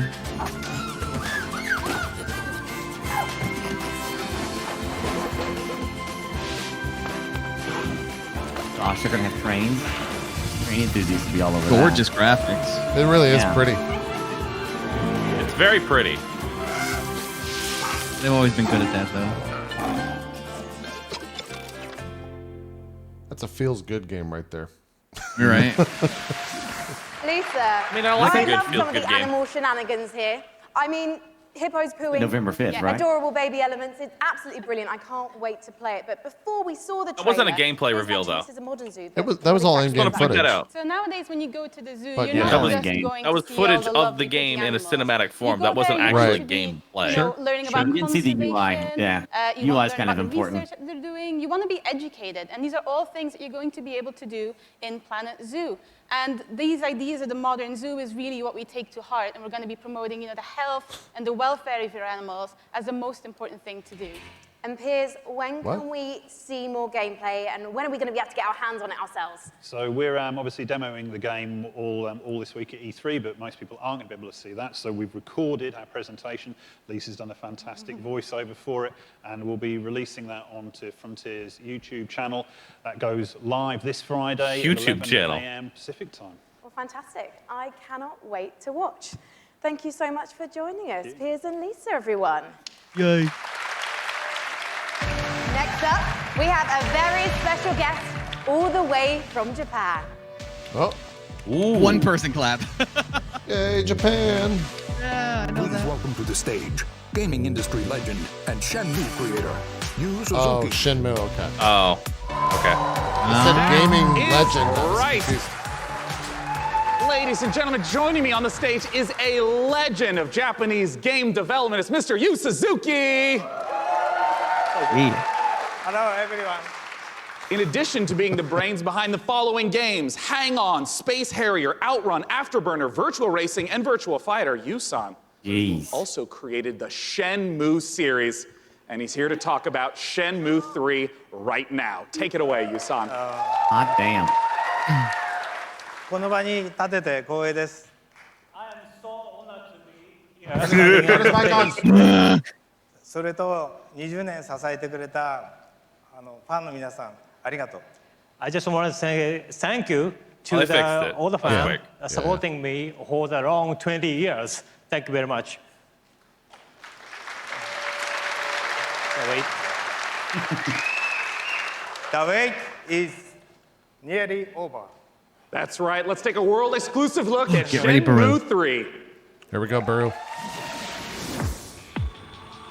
World exclusive! Thank you very much. Fantastic. Problem. Yeah, nailed it. Honestly, I don't think your kung fu is strong enough. Grandmaster, I...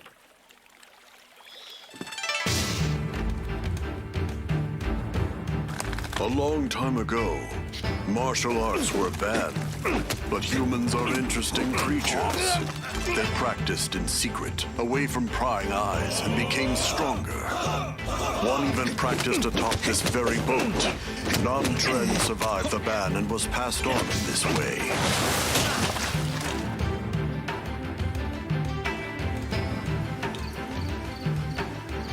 Any of you guys big Shenmue fans? What No. did you say I to me? played it, but not a huge fan of it. Stop it. They threaten and extort money from I think that what happened is like there was a very small, incredibly excited subset of people that had a Dreamcast and are super excited about it, and they were so excited that the mass crowds went, "Yeah, I'm cool too. I'm excited for it. I know." And they all pre-ordered it. Wait right there. I'm pretty sure that's what happened because honestly, not many people owned a Dreamcast, so like a lot of people bullshitted. And I know it came out for PlayStation, but not many people bought it on that either. The Japanese guy who got in our way. You've got some guts to barge in here on your own. Oh no. I Epic know Game Store so many logo. people have been waiting for Shenmue PS4 3. I would Epic like Game to Store? once again thank you so much. Thank you, They didn't say Yusan, for Steam. joining us today. Cheers. Everyone. Thank you. I don't think they're allowed to say the word Steam. They've had a couple logos for it. Now our next title. It says is near powered and by dear Epic to my Game Show on the back childhood screen heart. there. It's based upon a game I grew up playing called Heroes of Might and Magic 2. Oh, Let's shit. take a look at an upcoming collaboration between Coffee Stain Studios and Lava Potion.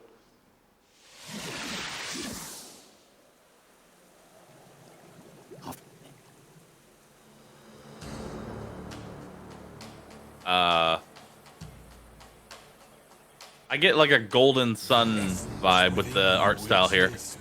A little bit of Octopath going on as well. Yeah. Beasts of the land. It flows through the forests, it breathes the sand.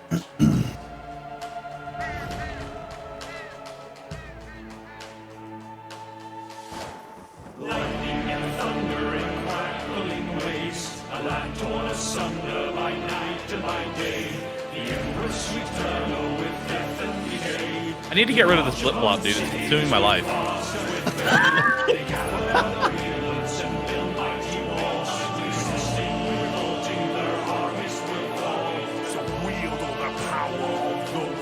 definitely looks very might and magic suit for sure. In your hand, unleashed on them all. So in these final hours, we'll raise every bill to take back what was ours.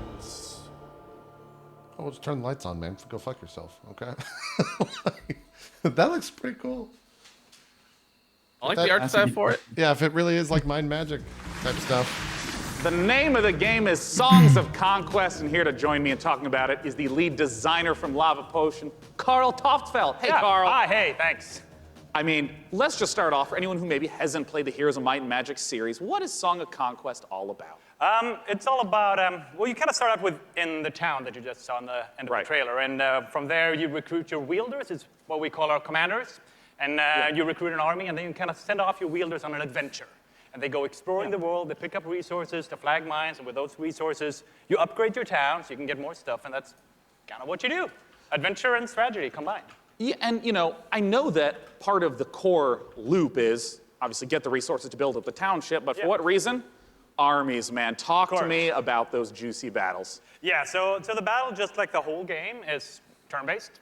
So you go into combat, you bring all your troops in, and you start by deploying them, and then all the troops have different stats, like offense and defense and health and so on. And they go in initiative order, and then you slug it out, and it's a bit like chess, but instead of like pawns and bishops, you have like horned wands and face spirits. Great, and griffins and so on. Yeah, and all those things. And well, you know, as someone who just loves the Heroes of Might and Magic series, I know that you have translated a lot of the gameplay elements into Songs of Conquest, but what are some of the modern elements that you're bringing in? Well, there's a lot of it, but I mean, one of them is our magic system. We call it the essence. So basically, in the Songs of Conquest universe, everything has an essence within there. It's sort of like the soul. So your troops, they have an essence. And to do magic, you need to bring the troops with the right essence with your wielders' skills. Oh, I see. So if you want to like make your troops go faster, you need to bring a troop that has that essence, like cavalry. And maybe to ask a basic question, what if my opponent kills that cavalry? Then you can't do the magic. So. Oh, I see. Okay. Yeah. So if you're fighting someone, you kind of have to like weigh the pros and cons of what to kill off. Like, do you want to destroy their magic or their powerful troops? Where can people go to get more information? And as always, when's it coming out? Late 2020. Oh, it's quite a ways off. It's quite a ways off, but you can go to songsofconquest.com and sign up for an alpha, and then you can play earlier. Well, as you know, I'm really looking forward to playing it, Carl. Thanks for joining us. Thank you. Now, our next title is an update to a popular co-op game. Let's see what's in store for Vermintide 2. Oh, okay. Ooh. I like Vermintide. Vermintide was fun. I'm down to see what they got. Yeah.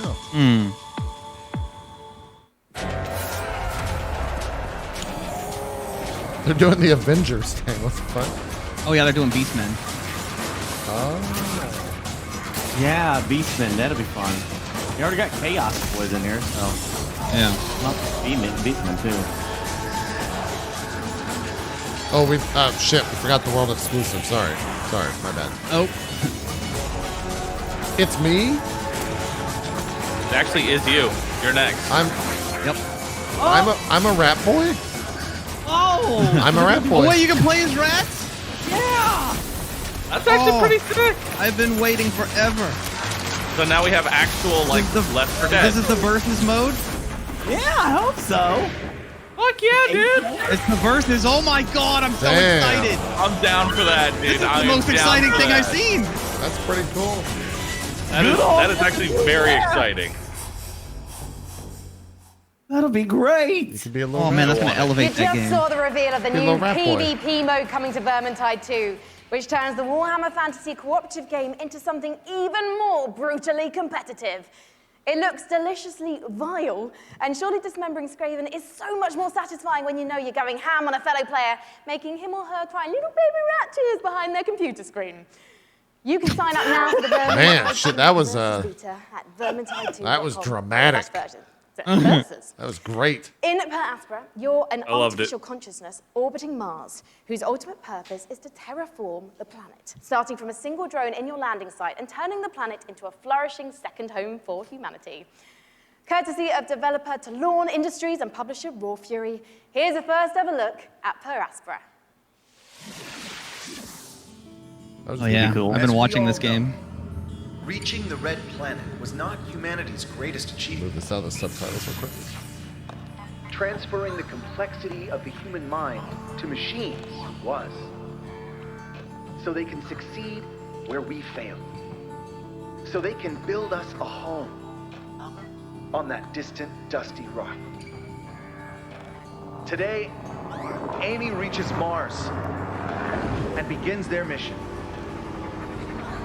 Amy, are you with us? Wait, what type of game is this? Of course, I'm with you, Houston. It's like a macro strategy game. Oh. Like you control drone networks and like. Oh God. Make the planet terraformed. No. Oh, I'm no. out. No. Too much. That's way Too much. What the hell? No, there's a lot of automation.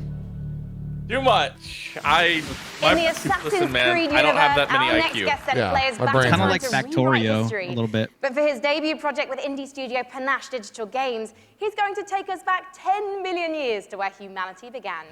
Here to tell us all about ancestors is creative director and co-founder Patrice Desolé. Welcome, Patrice. Thank you for having me. I'm really happy to be here. I've been waiting Ancestors 10 looks years really cool. Yes. to come back on a big stage at E3 showing off a game. Well, it's That's fantastic the last game he showed to up. have you back. I just want to Patrice. ask, what inspired you to tell the story of human evolution? I'm not sure. Well, when I started Panache, I needed a game, an open world game in which you can do a lot of things. You need a character in a 3D this is the guy that was at environment at Ubisoft. first. And I said, oh, I think I'm he the historical created guy. I'm the Assassin's historical Creed? dude, so I need an historical period. Or worked on it? I said, oh, let's go back at the very beginning. Oh. It'll be easier to do. Because I won't have to build a city, I won't have to build technology, and I was a bit naive. Because we built Africa 10 million years ago. And that's not easy to build. It doesn't sound easy. I mean, how have you turned those themes into gameplay? Well, you play our last common ancestor, right, of all the big apes, and then you have to explore your environment, and eventually you expand your territory, you expand your clan, because you're not playing that one badass character. You play a group of badass character. And eventually you evolve into different species, up until Lucy the Australopithecus roughly 2 million years ago. I imagine our ancestors had a lot more issues to deal with than we do today. There's going to be a lot more dangers in this world. Give me them berries. Well, it's all about from a prey to a predator. Basically, at the beginning of the game, everybody is there to kill you and devour you. And basically, at the end, it's pretty much you, where you're the predator, and everybody's afraid of you. And that's the idea spoilers, of dude. Come on ancestors now. of humankind. What are you doing? So, Patrice, ultimately, what is the key to evolving your clan successfully? I've put away the blip. Curiosity. Okay. You need to explore because Hands are you know, off the blip blop. I made game about characters and you needed to follow the story I wrote for you. This time, primate is you're the basically best? writing the story. I'm gonna go with the Like, chimpanzee. there's no story per se inside. It's not about going and see mission givers. It's not about looking at the mini maps and the little dots. It's about you, hey, Homo sapiens. All right. Can you survive Chimpanzees like don't our have Starbucks. ancestors did? And that's the question I'm asking Humans the all the players. way, baby. It'll Who would be vote humans? Come on. for you to answer that question, August 27th. Well, I was going On to actually, PC first. I was going to ask you when we can see it, and you answered my question first. Thank you Yeah, so much, you're getting Patrice. good at it. As Patrice says, Ancestors will be released When did he say August the date? I missed 27th, and that. you can learn August more at 27th, Ancestors Ooh, damn, that's right around the corner. Thank you. Yeah. August is going to be a pretty. Dude, this fall is stacked. Nice. Yeah. It is really stacked. We just got to get out of the summer. Yeah. Although summer's notorious for having no games, so. Yeah. Is this the recap already? No, this is the Epic Game Store advertisement. Oh, okay. It literally just showed the Epic Game Store and then zoomed in on the. Yeah, I got Final Fantasy, and that'll get me all the way to August, and I'm good. So this are all these games exclusive to the Epic Store then? I don't know if it's exclusive, but definitely Epic Game Store availability.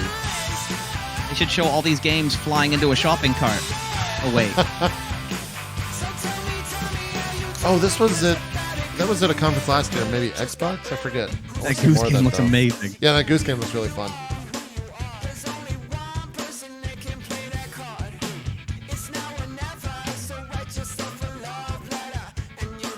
Anthem Brigade, what's that? That looks fucking cool. Yeah. Why didn't we see anything about that? I don't know. Chat's really into the Epic Game Store, by the way. I just want you guys to be aware. I'm sure. Oh, I can see it. Yeah, they can't wait to just go give Epic some more money. Cat, if you had to use a single emote, which one would you use to show your enthusiasm right now for what's going on? Yeah. By the way, one emote. The hype meter works with all of y'all's hype emotes, FYI. So they don't need my hype emote. Bahroo, you've got 2. Burke, you guys have your own hype emote at work. So if you really just want to show some hype in the chat for the Epic Game Store, there's ways to do it. What is my hype emote? We had to work with what we got. Let me see which ones we put in there for you. We used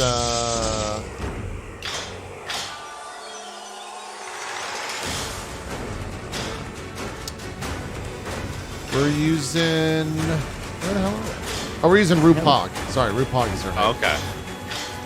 Everybody just take a sip instead. Take a big old sip, you know? Is this auto chess? Yeah, everyone's freaking out.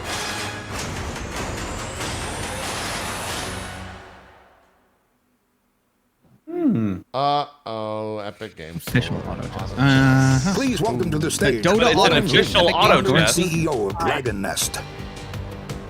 It is an Indeed, actual official auto chess chess, has not the turned out to janky be one. a sensation. That is with so hundreds weird of thousands, that millions Epic of players bought auto chess, getting a thing taste that of it. And here started to in talk Dota about 2.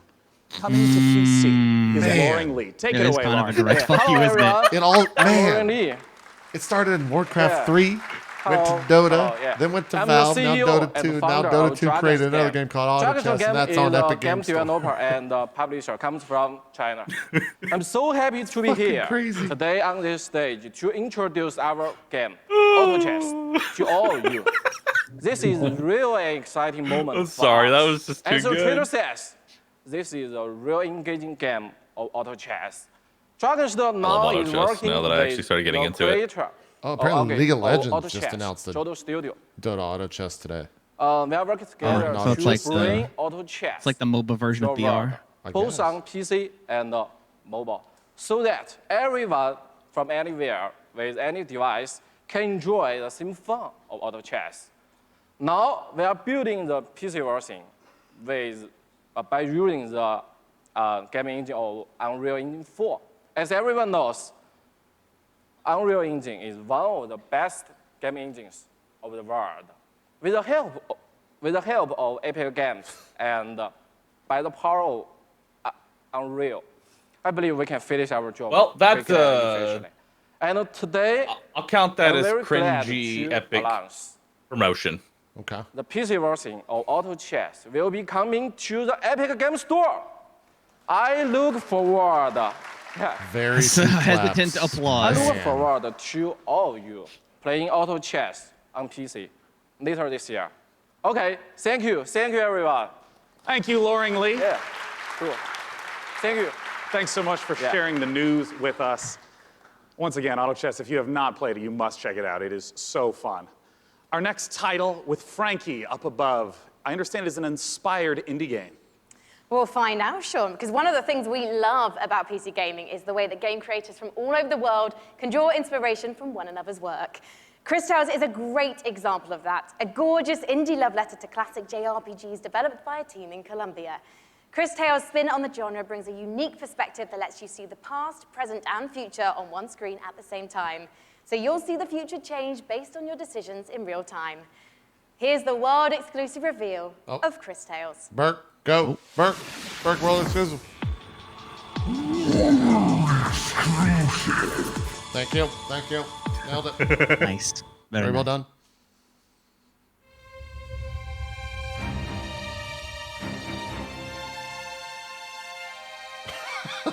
If you saw what was, I was like, MS Paint? is, That was a and great what gift. will be. If you knew how it ends, Wow, that's a lot of would you fucking change work. it? Holy shit. Could you Yeah. make the hard decisions? And would you be This strong looks enough really to cool fight? looking. Some super unique art.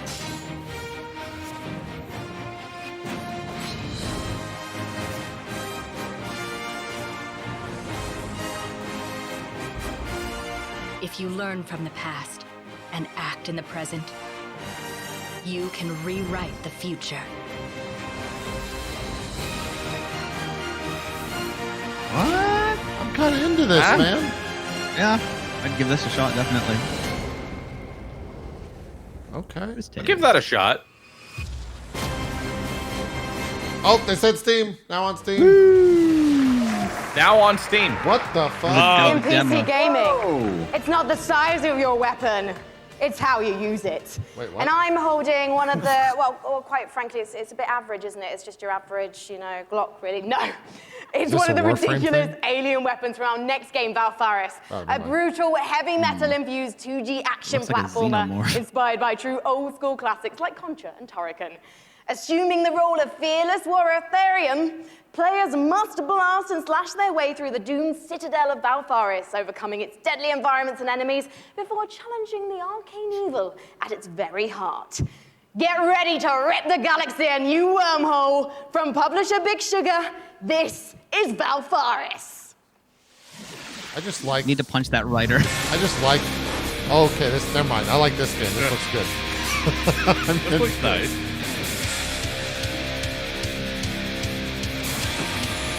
Also, I like Big Sugar. That's a good. God damn. Wow. This is metal as fuck. They come with the camera shake too.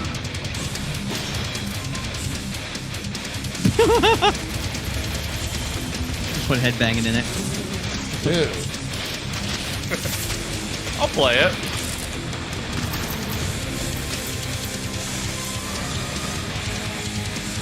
Reminds me of Contra.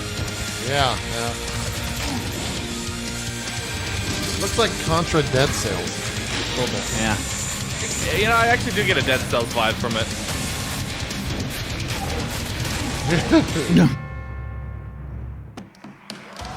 His gun is literally an upside down Incredible. Xenomorph. On Steam. Yeah. It's on Steam.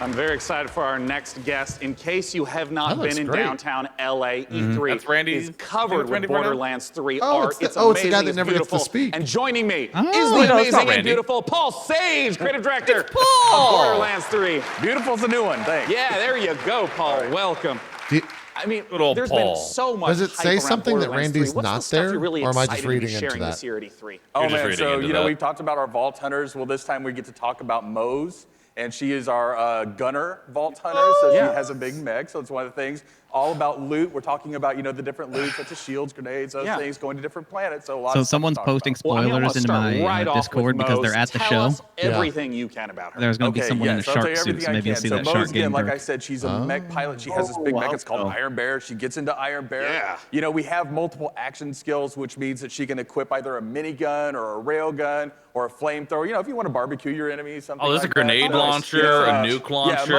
Mose is a terrifically There's fun all character. kinds of things. Now, we've been excited to be collating a whole chemical bunch launcher. of community questions. We're going to break them into two categories. First, there's a whole bunch of repeat questions that I want to make sure we get to right now. One of the big categories is about loot, because you've mentioned having a billion guns earlier, but what can you tell us about some of the other gear, the other progression systems in the game? Yeah, so let's talk about grenades, like one of my favorite things that we don't get to talk about a lot. So in the past, we've had grenades that they've had like one thing. They can bounce, they can stick to different things, This time, we're combining like all of those things. So for instance, the other day I was playing and I threw a grenade, and that grenade had a bounce, it would stick, an explosion would come out, and the grenade would fire guns as it was going through, right? So we have like a ton of different grenades that are in there. There's a lot of unique stuff. Yeah. I'm around.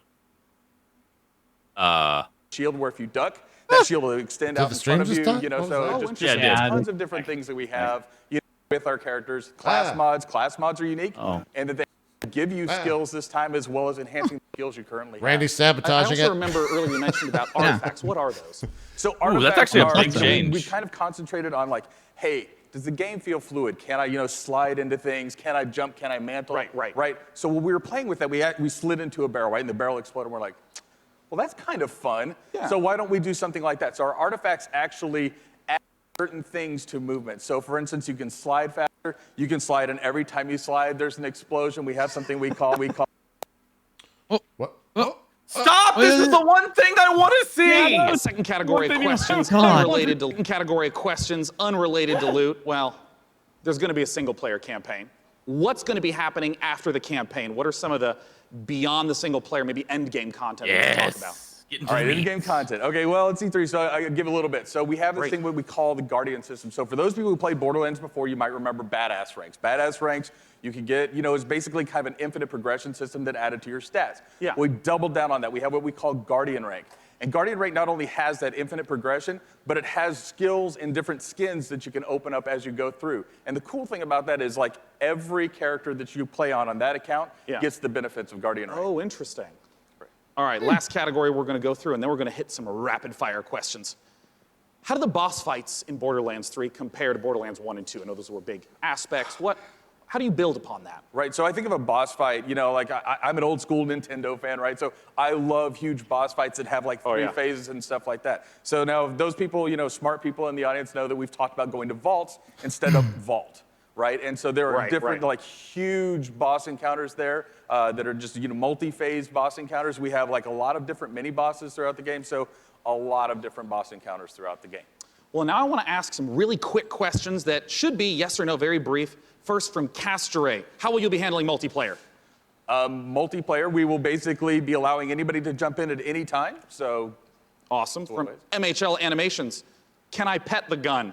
Great question. I'm not here to judge what you do with your gun, so that's a personal question.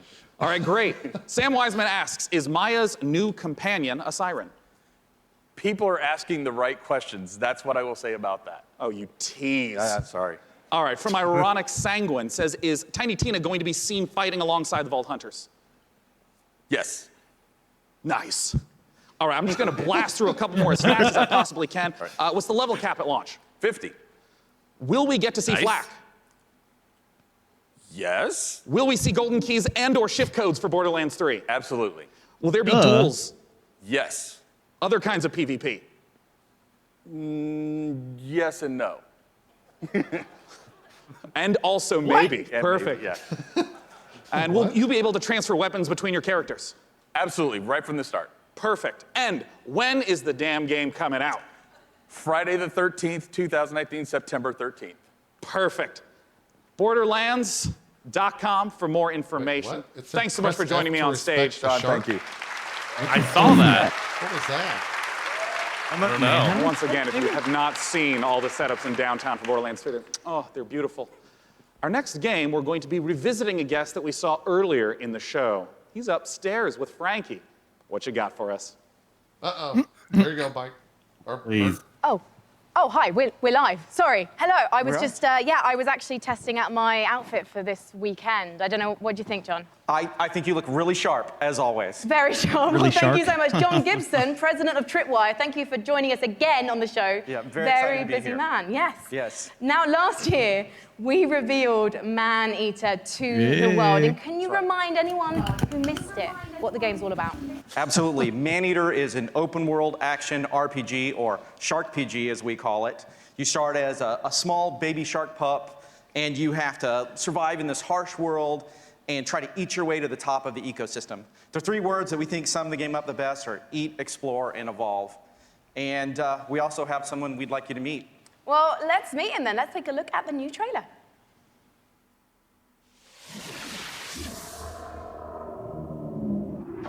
You think this is Epic Game exclusive? Oh God, probably.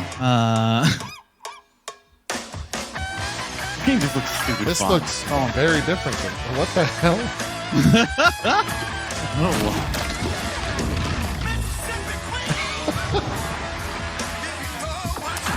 Oh, rip pod.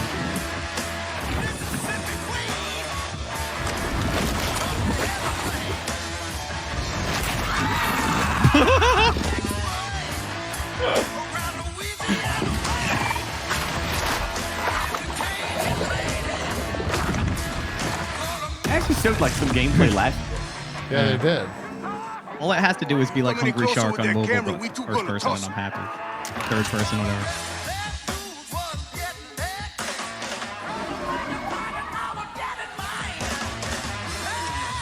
What? The trailer just did not cool the game actually looked. Like it's just. I would like to see gameplay.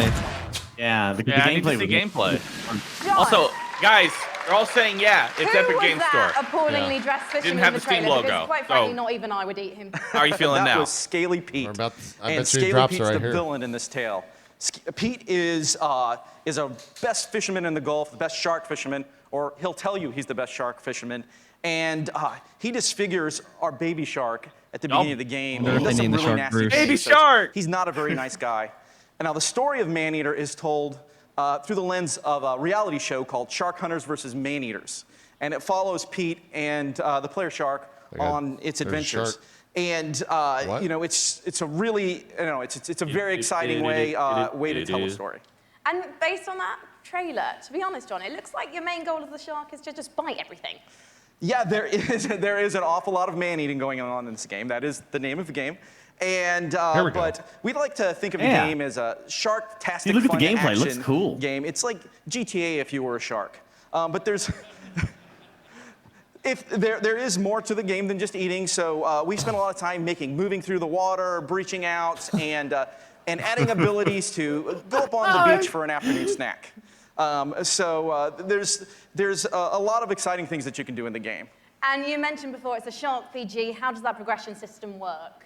So there's three facets to the Shark PG elements of the game. There's growth, there's life phases, and there's evolutions. Cool. So growth comes about through eating things, nutrients, people, whatever you can find. And that's kind of like your XP in the game. That allows you to level those up, growth your type shark will shark grow games. a little bit, you'll get more powerful. And then at key phases that we call life phases, you'll make a big jump. Gameplay just So looks like it'd let's be say just so you're fun to a just brooding do it. teenage shark. Yeah, it looks great. And you're about to become an adult. When you become an adult, you take a big leap in size, a big leap in power and capability. And then as you reach these life phases, you unlock evolutions that can be applied to It's parts of the literally shark's Hungry body. Shark, but 3D, For which example, is you awesome. could get metallic teeth that allow you to shred boats, or a powerful tail that allows you to jump to incredible heights, or you could get mutated lungs that allow you to spend a little more time on the beach getting those afternoon snacks. Just really quickly, John, everyone's wanting to know this question. When's it coming out? So we're really hard hammerheading away we at go. this He's game gonna say it. and trying to make it the most awesome shark RPG ever. We're not ready to announce a date, but we're pretty certain you're going to see it before the next PC gaming show. Well, I hope we do, John. Otherwise, I'm going to have to start biting people. In fact, I'm quite hungry at the moment, so I think actually I'm going to find an audience member because you guys look tasty. So I'll see you in a bit. I'm just going to have a snack. Thank you, John. Thank you. All right. Didn't announce anything. Never mind. Yeah, still on Steam. Still good. You guys like gamer chairs? Yeah. No, I kind of like. I vault out of the gaming chair. I went with like office chair, like. super Chat, let's get expensive. some hype for gaming chairs, okay? We need to see it. They're always the same now. Like they're the same. They all look the same. Well, yeah, they're all from the same Chinese manufacturer. Yeah, that's how it works. I was upset when I got a DX Racer and no one else wanted to You race know, one me of in the it. absolute best parts about being sponsored by iWin for the PC Gaming Show is that I get to sit for this next segment and talk to you about Terraria. Terraria is one of the best-selling PC games of all time, selling almost 30 million copies. And part of the reason why it's maintained such popularity is the fact that the developers Relogic continue to add content, going from 250 items at release to now over 4,000. Let's take a look at their penultimate expansion coming up, Terraria Journey's End. Penultimate. That means there's gonna be another one after. Yeah. Okay. I got one more. Cool. Might be time to revisit this one, Bike. Yeah.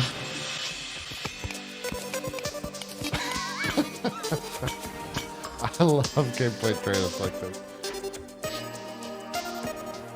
Hearts.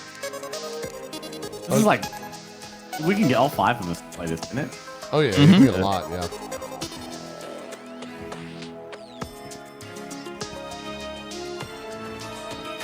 Can you guys tell me what's new? I saw the Yeah, I carts, can't tell think, what's were actually new. No idea. Whatever that thing is that golf? That was golf. Oh, bestiary. Ah, bestiary's nice. Fishing? Oh, God. Uh-oh. Oh. Uh-oh. I'm back. A new freezing feature. Oh, well, they were like, cut it. Cut it. So the next title that we're going to be looking at is a it. game that is the spiritual successor to Her Story. It's called Telling Lies by Annapurna Interactive, and joining me to talk about it is game director Sam Barlow and actor-producer Logan Marshall Green. Welcome, gentlemen. Thank you. I think the video screwed up, so they just cut it. Now, if you haven't played Her Story, you totally should. It's fantastic. I want to note, it is a game where you watch live interactive video in order to uncover what happened with a murder. What is it that's going on in Telling Lies? What's the premise? So, like Her Story, Telling Lies is a game in which you watch video footage to piece together a story. And this time, we have a woman who has stolen an NSA hard drive, which contains secretly recorded, intimate, and private conversations between our 4 characters. Something has gone terribly wrong, and it's up to you to figure out what and why. It's time to take a look at some of the gameplay mechanics and see Telling Lies in action. Let's take a look. Wasn't the gameplay of the last one literally just like watching a video? Yeah. It's because I watched Zeke play it that I played Zeke, it. that's how I know. Zeke played it. Once upon a time. I recognize gotta that get her guy. in the bath. I don't Recognize love you her. and I don't miss you. You already know too much. I'm banned. One lady. She was in Westworld, wasn't she? Yeah, It's late. I gotta get her in the bath. You're talking about this upcoming woman? Love you. I don't mind. Yeah, the one who was laying on the bed. Love you. I forget what I've seen him in. Oh, he was in that movie where they put the chip in his head because he's a paraplegic and it lets him walk. Overkill, or and then he becomes a ninja master. yeah, that was a cool movie. I liked it. I guess I still carry a torch for it, which makes me an incurable romantic. Upgrade. Or That's it. Yeah. Yeah, Upgrade. That's the one. That movie was pretty good. Developed emotionally. I'm a loyal friend. Yeah, that's the lady from Westworld.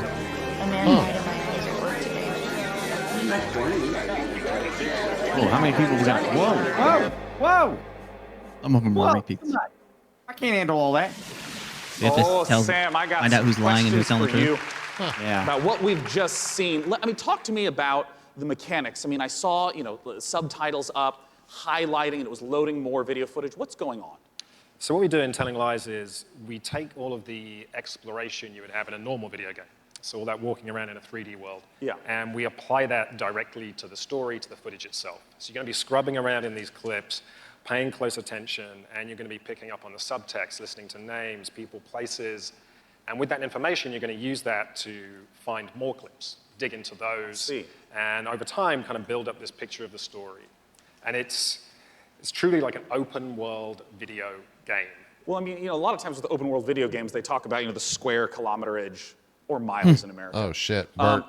What's the sort of scope that Apparently, we're talking about? How many hours Maneater of footage is on Steam. So we got like with a news post saying that it is an Epic Games Store exclusive. 2 years. Oh. What I wanted to do with this one was like I said, really embrace this idea of it. How does that work? Open world game. You're free to explore and follow your curiosity. I mean, Epic bought them and their page had to have a note on it after. All the characters, it's this huge, messy, colorful story that we're trying to tell. Well, I'm curious, Logan, as a performer in this kind of game, what is it like to actually try to have all the layers in there for each performance, also not knowing when a player is going to be seeing the specific footage you're performing? 1 year. Well, it's definitely a it's a 1 year non-linear exclusive. open world game, but our approach and Sam's approach was not unlike a movie or a TV show, and we had to understand it A to B. And so Oh, for they the got the most actor part, out that's there. how we shot it, obviously, when you're shooting a movie or a TV show.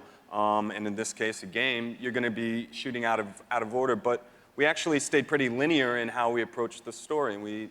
We went after it like all the other times we're actors. We just went after intention and what do we want, and we tried to make it as deep. It's got a lot of scope. Yeah. But we wanted to make it as deep as possible, and Sam is one of the best movie or TV directors I've worked with, so it was very similar. Nice. Yeah, look at you two. Yeah. Now, of course, I do want to stress to any of you, if you have not played Her Story, it's quick to play through. It's absolutely brilliant. Please check it out in the meantime. But we're, of course, waiting to find out. Is this a when can we doctored, play Telephone? maybe I'm lying. Maybe this is a doctored image. We'll have a date soon. Right now, you can go to Steam. You can wishlist it on Steam. We all love Steam. For Maneater? Well, this is on Steam. Yeah, for Maneater. Showing a little bit People more are saying that during they're not E3. seeing in chat. I'm looking at an image right here. Yeah, very soon. Fantastic. Might be fake. I don't know. Yeah. As soon as humanly possible. Well, Sam Logan, thanks so much for joining me on Annapurna's been like stage. knocking it out of Once the again, park that's with me, By the publishing way, lately. so they are allowed. That's not a banned word. Yeah. Yeah. Now, up on the balcony, Frankie's going to be talking to us about a game that my friends, year after year after year, keep telling me I have to play because of how much they've improved it. Frankie, what's going on with Warframe? Oh, Well, here we go. One of my favorite parts of last year's show, aside from being upstaged by a giant duck, was getting a glimpse at the future of Warframe. And here with the latest look at the next expansion to the Giant universe duck? is Space Mum Rebecca Ford. Hey, So, it's chat. Rebecca. Hey, behave Rebecca. yourself. Hey, His Reb. mother's here. Now, Rebecca, what are we about to see?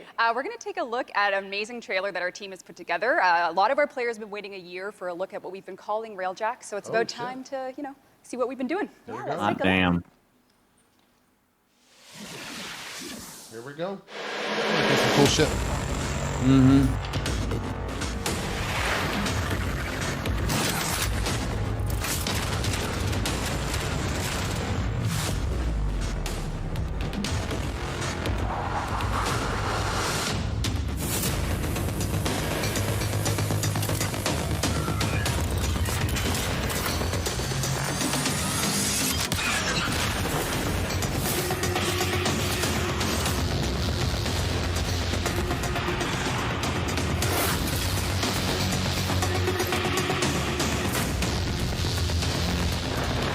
Is that TennoCon? Is July 6th TennoCon? Yeah. So. I think so, yeah. Oh, it's called Railjack is going to, Imperium. like, a lot of gamers. Like, this entire space community is going to get involved in that. Ah, okay. Cool. Damn, Necros Prime. Pretty cool. Get them free. Rebecca, it must be so exciting to know that the fans have finally seen it, and you're clearly going all in on the epic space combat. So tell me about the new stuff that players are going to be able to experience. I wasn't shaking before we started talking, and now I am because it's real, because, Empyrean is what we're calling codename Railjack. It's basically taking the Space Ninja part of Warframe, sending it back up to space, bringing players that squad gameplay they know, taking the enemies like the Corpus and the Grineer, giving them their own Railjack to essentially explore the solar system with and take down the bad guys. And when are fans going to get to see more? Well, TennoCon is in London, Ontario. It's July 6th, and you can come watch it online on Twitch. We're going to be showing a lot more in our keynote for what Empyrean is going to be. Well, today I'm getting a feel for the suit. So what's the deal with that sweet-looking Necros Prime? How do I get my Tenno arms into it? I cannot say that on live television, but there are ways. But yeah, you just have to link your Warframe account to your Twitch account. If you watch 30 minutes of our Tenno live show, you can get it. But hopefully you stay for the whole hour because we got lots to show. Well, thank you so Oh, much, that's kind of Rebecca, interesting. and good luck with TennoCon. They can tie giveaways now to time spent watching Okay, a now stream. we've seen Holy some shit. amazing stuff today. Nothing Yeah. quite so gloriously strange That's as our very next interesting. game. Developed by Brooklyn-based studio Feral Cat Den, it's an existential Feral Cat space Den. chat odyssey set during the Big Bang. Yeah, it's actually blown my mind learning about this one. Buckle up, everyone, because we're about to get bonkers with Genesis Noir. Like when British people say bonkers. Oh, apparently they've been doing that for a while. Didn't know that. Anyways. Saying bonkers? No. The whole like time gating rewards. So the Big Bang was done by a gun. All right, everyone, I mean, it go is a ahead and bang. drop your acid now to fully enjoy this trailer. Oh yeah, this is definitely gonna be one of those kind of games. Holy crap. What the fuck?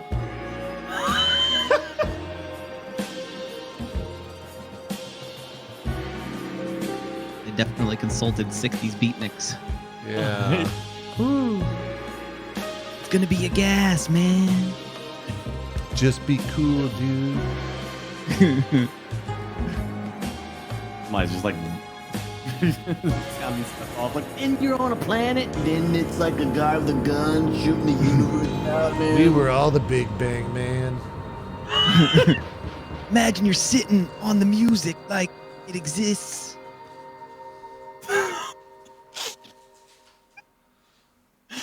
All right, well. I'll play it. Genesis Noir, just beautiful, stylish art. The next game we're going to take a look at is the twist on the stealth genre. It's called El Hijo, where you play as a 6-year-old trying to escape a monastery and find your mother What? using Hold on toys now. and tricks What? to avoid monks. What? Let's take a look at this gorgeous spaghetti western-inspired project from We're Studio doing what now? Hold on. Mothy? Wolfie? What? Guys! Hold on now. What's going on here? Okay. Oh. What the fuck?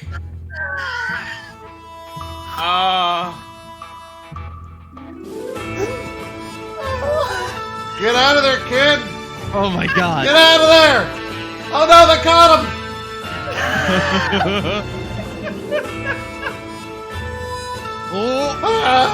Oh no!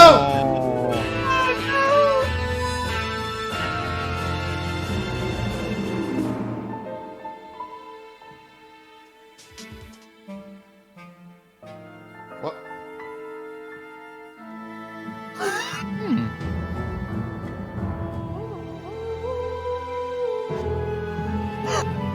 Muffy! What is going on?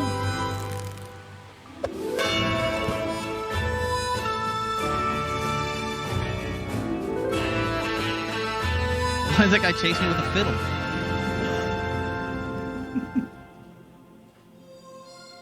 The kids, right? I mean, God. They had to know what they were doing, right? Like that's El Hijo. once I don't again think is the so. title I think of the they just trailer. went with We it. just saw. It's For our Swen. final Hey, guest it's my older tonight, brother again. Please join me in welcoming from Larian Studios CEO Sven Vinke. Bahroo, this looks more like your older from, brother. Dungeons and Dragons It's at Swen Wizards of with the a Coast, the W. creative Come on, director of Dana. Dungeons and Dragons, Mike Merles, to talk about Baldur's Gate 3. Yeah. Now, this was only just recently announced. How did this partnership come about? We went to see Wizards of the Coast at the end of Divinity Original Sin 1. Yeah. That was back in 2014. And I tried to convince them back then that they should give us the Baldur's Gate 3 license. And they said, Have you guys watched their community video about them getting the we had a Baldur's long 3 chat license? About what the vision So would be for the good. game. And then we kept on bumping into each other. And then suddenly in 2016, I get a phone call from Nathan Stewart, who's the big boss of Mike and the head of Dungeons and Dragons. He said, you need to come to Seattle right away. We're going to have dinner in a very shady restaurant. And he had this big stack of paper with him. And on it was Baldur's Gate 3. And in it was pretty much everything that we talked about. And he says, I'm going to present this to my board. Do you still want to do it? I said, yeah, of course I still want to do it. And then a couple of weeks later, we started negotiating. And here we are. I mean, what does the Baldur's Gate franchise mean to you, Mike? Oh, to me, it's the crown jewel of D&D computer games. I didn't right? realize how, I mean, like- for me personally, Baldur's He Gate, looks the like original me, one, but was the Bahroo, he finally really I looks had the like chance you. to actually play a D&D campaign rather than having to run them for all my nothing friends. like me. So it just means so What? much to us. You could Baldur's Gate be your older is, brother. You, know, You could such basically fantastic be him. storytelling. And it's so exciting to see it come to not It only new looks generation nothing gamers, like me. but for Well, the Bahroo, come gamers on who now. remember the 20 on years now. it's I'm just been saying, since me next the to it. original, the One first piece two in the together, I series. wouldn't be able to tell the So it's difference. incredibly Hold on, exciting. hold on. And for us, it really is. It's such an important What if we part see it from of the side? mythos as a whole. And we got a chance to see the trailer. Talk to You'd me be about like, some this of is the my older story brother, elements, the Karoo, world and I'd elements. believe What it. are things we're going to see in Baldur's Gate 3? Well, we're only talking about what's in the Does not trailer look right the now, same. But obviously And you're he'd going to have go to the kangaroo city emotes. because we start with the city. You start outside of the city, actually. Oh, wait, no, There's I got to going be face the mind other way. flayers. Sorry. They're very nasty. There we go. You are seeing in the trailer the process of ceremony. Well, like when he starts talking again, you can just put me over it. It's Okay. accelerated, Alright, so yeah, that's yeah. not normal. Yeah. And you're going to see a Hold lot on, of here we iconic go. creatures, iconic characters, iconic places, and that's as far as we go. I'm curious about some of the Show gameplay Mike- elements oh, because oh. obviously, there's just been a big resurgence of Dungeons and Dragons, tons of broadcasts on Twitch. I mean, how do you translate some of the insane things that players want to do into, what has to be a structured computer game? So Absolutely we started spot with Player on. Handbook, which is basically the basic rule set of Dungeons and Dragons. I can't even. I can. Fifth I can edition, fifth edition. barely tell the difference. And so we ported as much as we could to the video game. We looked at what works really Did you well. put Bahroo up there, or is the other guy This is still a up video there? game, and this was made I for don't tell the difference. I don't know. I've lost. My mouse is gone. It's So just, we started modifying those things, and then we had I don't know to what's add happening. things on top of it because if you play tabletop, you have a game master, Kill the and other you guy. say, "Well, I want to do this," Yeah. and then the I game want to master start a fight with a pigeon. He's like, okay, roll for Sure. dexterity. Exactly, that's it. So we had to add systems to make that possible within the game. But we've gone very, very far. Yeah, I mean, can you give an example of like a crazy moment that a player might do that you could actually play out in the game? Well, There you I go. could, let's say that we get into a fight because you ask a nasty question, I don't want to answer it. Oh, And I take the chair over there, I put it on fire, smash it on your head. Damn it. That's an example. It's just an example. This is fine. We're just talking. We're just talking. These are things that we have to put systems into the game for to Wait, do he's it, really which are not pointing now. necessarily going Come to on, be producer, described cut to a inside the game. close-up. Interesting. And I mean, like, Mike, in You terms should of give him a your big role, head. speaking to Larian Studios, you have tons of data of all the sorts of things that players do. What's the sort of information that you provide in assistance? Well, really what it comes down to is providing the story support. You know, we think of Dungeons & Dragons, the universe of D&D. It's like a toy box for dungeon masters and players to go into. It's literally Their own story. 1-to-1. So working with Larry and working with Ben, a lot of it was just opening up that toy box and sharing it. And giving that kind of guidance, you know, like I remember Oh my one of our God, first meetings, perfect. we just laid out a map of Baldur's Gate and Sword Coast and asking a lot of questions like, what kind of story do you want to tell? Where do we want to go? What are the cool locations we've always wanted to put into a game like this? And then in terms of the You have system, to nod like you're talking. you know, what does it mean in terms of the Move your story head of each around. character, for each character race, each character class, so that you know, if you have your favorite class and it's in the game, you really feel like you're taking on that role that you love so much from the tabletop. It's really coming to life in an authentic way in Baldur's And we're going to talk in a moment about, you know, Baldur's Gate 3. bad for people that are, like, release dates generally and wanna whatnot. listen to The second this game guy we want to talk about on a new technology known as pencil and paper. I understand that there is a tabletop prequel coming for Baldur's Gate. Exactly. So in Baldur's Gate, we think there's one saga. All the different games coming together to tell one grand story of the story. So on September 17th, we're releasing our next tabletop campaign, Baldur's Gate: Descent into Avernus, and it is the next chapter in the Baldur's Gate saga. And it's a Oh my prequel to God. Baldur's Gate 3. So if you haven't played a Baldur's Gate game since Baldur's Gate 1 or 2, this is your chance to check out on the history. It's been about 100 years since the That was events of Baldur's amazing Gate for 2. like a So this second. will give you a chance to check in on the city, to see what's going on, its current state, who the movers and shakers are. We also feature a complete levels 1 to 13 campaign that takes you from the main streets of Baldur's Gate to the depths of hell itself. And sort of pose to the players a question: do you want to redeem Baldur's Gate No, or never send it mind. to damnation? There you go. So we're putting that right in players' hands to make that choice. Well, I have to ask That's a Sense a big- question on a lot of people's minds. What can you talk to us about? This is the expected deep release fakes E3. So people have been waiting for it for a long time. Yeah. We're going to have to wait a little bit more when it's ready. This is the game that we AI want to learning. play, so we want to make sure it's really, really good. And then when that's the case, then we'll release it. Well, I know a lot of people have been waiting a long time. And I think I speak for a lot of people here when I say, take your time. If the Divinity Original Sin games are any indication of the quality, it's going to be fantastic and worth the wait. Gentlemen, thanks so much for joining me on Thank you very stage. much. Did they just lose their audio? Ben and Mike, talking about Baldur's Gate 3. Oh my Goodbye. God. Goodbye, Bye, guys. Bro. Bye. Your head's turning around. Well, it's All right. because the I gotta PC fix this Gaming fucking Show camera. is officially concluded. Let's bring up on the stage the fantastic Frankie Ward. Come here, Frankie. Somebody please Hello. clip that so I can see Well, it. well, 'cause well, I couldn't thank you get, I so couldn't get much, to see Sean. that. That was whole- fantastic. This Okay. audience has been absolutely fantastic 10 today. out of 10 editing, Guys, JP. thank you so much for coming out to the 5th annual PC Gaming Show. Oh, they're done. Wow, that was pretty early. We want to give an enormous thanks to all of you who tuned in live. We want to, of course, thank that's it? all of you Okay. who personally showed up this morning. And, of course, the sponsors who helped make this possible. Epic Game Store, iWin, Frontier, Funcom, Paradox, Interactive, Hovercast, Perfect World, Rebellion, Tripwire, and Samsung. Well, all right. As you know, PC Gaming is a How platform. long is till it's not Ubisoft? a publisher or got developer. an hour so these and 20 sponsors minutes, are 10 essential for minutes. letting us So we can put discuss on this stuff, show right? Yeah, every year. we gotta- Thank we you gotta so watch. much. Yeah.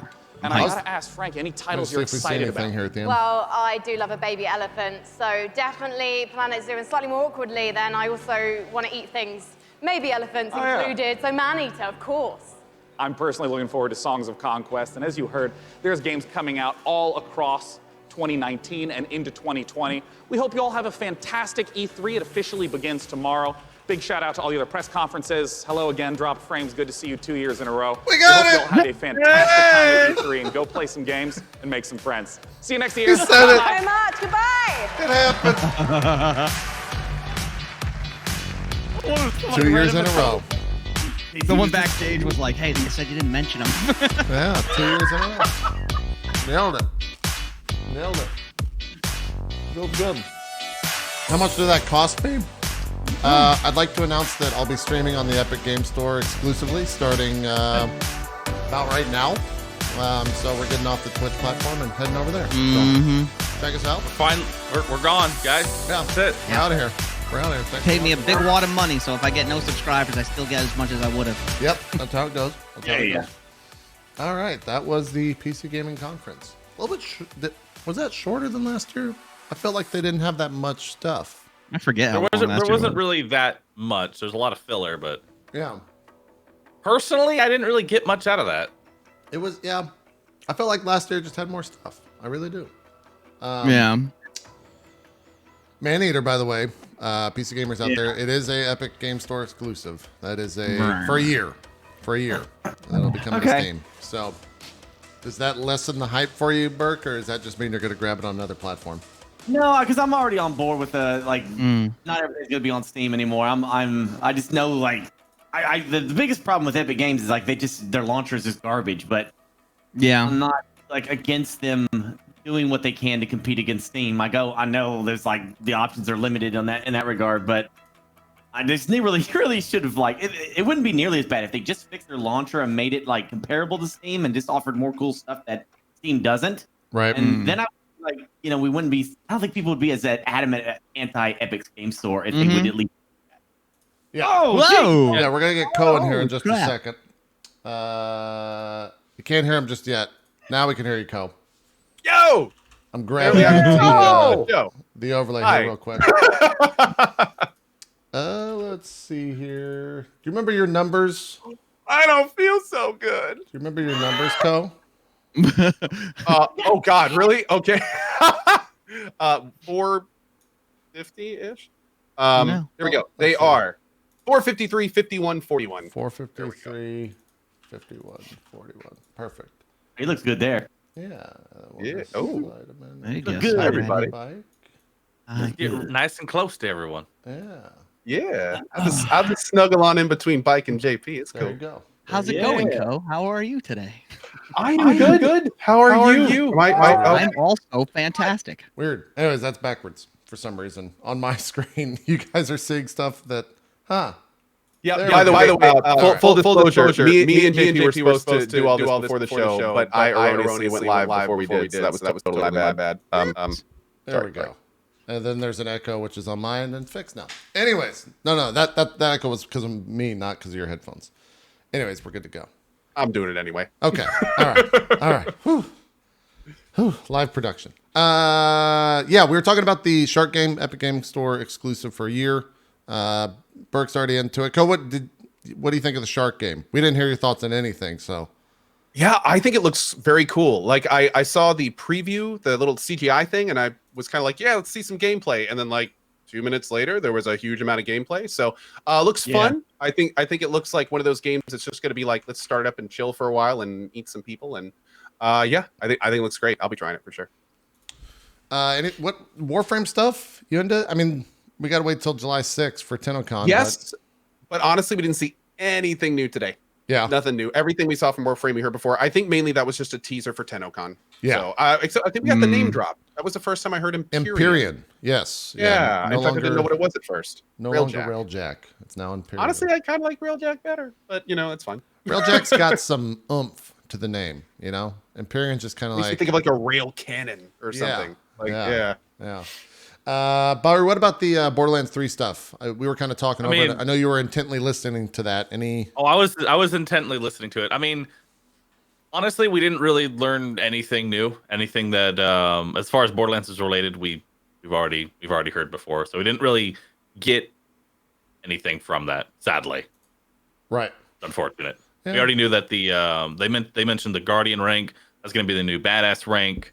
They pretty much confirmed that it's going to work exactly like Badass rank, so it's going to buff all of your characters with that. So as you play all the different classes, the next time you play through the game, you're going to just be that much stronger. I just hope they add a little more variety into the actual Badass rank, just a little bit more, because it got a little bit stale for people who played till the end game. It just kind of became 10% into all stats, and it didn't really have a lot of variety to it. Yeah. So hopefully they improve upon it. We will see. Other than that, they didn't have anything. Yeah. Didn't we? Admittedly, we were goofing when the Baldur's Gate 3 stuff was going on. Did they say anything of relevance? We were just goofing for about 5 minutes. I was listening intently, hoping to get some new information, but I think basically what happened is we got all the Baldur's Gate information pretty much right at the beginning, and now it's just been kind of like doing the rounds. So they're just basically going around doing interviews. They did the show today, and they're basically saying everything we heard the first time. We know it's not going to be here till it's done. We know it's based on 5e. We know there's a D&D component coming out as well. And yeah, I think it's going to be the kind of thing where we're going to be hearing a lot more about it, hopefully, next year. Yeah, I would agree. By the way, Zeke's on right now on /Twitch with the Dying Light folks. It's up to 4 Oh, players. yeah. So is that gameplay? I think this is gameplay. Yeah. That's old gameplay. Is it? It's from the first E3. Oh, from last year? Okay, gotcha. Yeah, Gotcha. That's from the first E3. Can I ask a couple questions about? It still looks good, man. I can't wait to play this game. Dying Light 2 looks so just good. for the story alone now, because they got the writer from Fallout 2 and a bunch of stuff. Yeah, Chris Avalone, yeah, man. He always supplies. Differently to you, or what is happening, or well, saving a citizen. I guess I'll just tone that down. Let me bring up the doc here from everything that we saw. We'll kind of just run through some it. interesting Dying Light stuff for those who didn't hear this yesterday. Turns out the entire city in Dying Light 2 is infected. Right. So that is going to add some, I'm sure, very interesting things that we did not have to deal with in the first one. So apparently, what's up? You're infected as well. Yes, you are part of the infection too. So it's gonna be a ride. It's gonna be a ride. So we can kind of run through all the games. I don't know how much time we'll spend on each one, unless anyone has anything to say. Evil Genius 2, or rather Evil Genius 2, World Domination from Rebellion started the show off. Cinematic with no gameplay. It's like that's just becoming a The reoccurring story trend. of the E3, yeah. It's the story of E3 2019. Yeah. We saw what they were calling for the next game as gameplay footage for Vampire the Masquerade Bloodlines 2, but there was no UI. It just looked like footage. There is an extended video that's floating around now. Let me see if I can find that. don't. People were linking it to me. I'm not sure if it's a lot more, but apparently there's at least a little more in that video. Let's see if I can find that. Could be cool. Talking, and there was like actual gameplay behind them. Yeah. Oh my god. See. And it zoomed into the presenters, and you could like see it in the back just the littlest bit. Oh, it was driving me crazy, man. So maybe that's floating around is that this is actual video or something. 4 minutes long from GameSpot. I'm trying to. Was this what we saw? This is a little different, I think. It's a little bit in the different. background. Yeah, this is what was in the background. Gotcha. All right. Yeah, we'll leave it up here. Watch the rest of it. I'll pipe some audio to the rest of the stream. Like I was saying, man, on when I was watching this, the more that I see from Vampire the Masquerade Bloodlines 2, the more excited I get for it. Like it started kind of slow and it looked kind of generic, and then the interviews started coming out, the info started pouring out, and now we have this, which just looks good. Like this is just starting to look good. So yeah, the atmospheres look like the old game. Yeah. In fact, like that.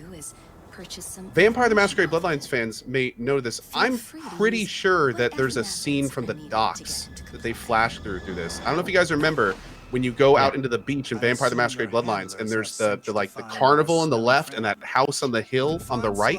I think there was a picture of that. Not 100% sure. I'm actually going to go through and look later. Oh yeah, that's Santa Monica Pier. It's not okay. People are saying it's not the same dock. It isn't the same city. Okay. Well, you do. To be fair, you travel to multiple cities in the first one, so maybe we'll make a stop. Seattle. Lots of unsavory animals in the jungle. Yeah, where is this? I'm not sure where it starts. Have they said where this one's taking place? Oh, chat saying Seattle. Yeah. Yes, I think you're right. Huh. There's this is definitely a little bit more. Survived this long on his own. Tiny bit. There's no UI, obviously, but Maybe there won't Maybe be. there Yeah. They mentioned in one of the interviews that they want it to be an incredibly immersive experience. So maybe the kind of thing where either a difficulty has removed the UI, or maybe it's gonna like only pop up if you get damaged or something. Oh, like the blood effect. Taking damage so the screen kind of darkens or something. That looks pretty cool. What does a vampire need a shotgun for? The gunplay in Bloodlines 1 was notoriously bad. Yeah. So I wonder how much better it's going to be in first person on next gen. That could be fun. Just let me go. Yeah, Masquerade has always been like a very gritty world. Like the vampires do use guns in this world. Like, oh, there's some dialogue choices right there. Ooh. In that trailer. Oh, look. Negotiation. Look at all of them. Let's go back. Can you go back and pause it real quick? Yeah. Just let me leave. Oh, No and dialogue it wheel. directly uses the skills. Yeah. I can't get rid of the that's nice. YouTube UI, but yeah. They did it right, it looks like. Here, Co's gonna go away for a Awesome. second, but we'll full screen Yeah. this. Oh, that's fine. Uh, Worth. look good. Yeah. Looks about what you would expect. There's even a scroll wheel thing on the side, so I think there's 5 right here, but there might be an extra one. Mm-hmm. Yeah. Yeah. Turn Peru off. There you go. Yeah. Cool. Very nice, man. Very nice. We still don't have any type of average or release date for that, do we? Have they? Q1 2020. Q1 2020. There we Yeah, go. There we go. Man, Q1's gonna be packed.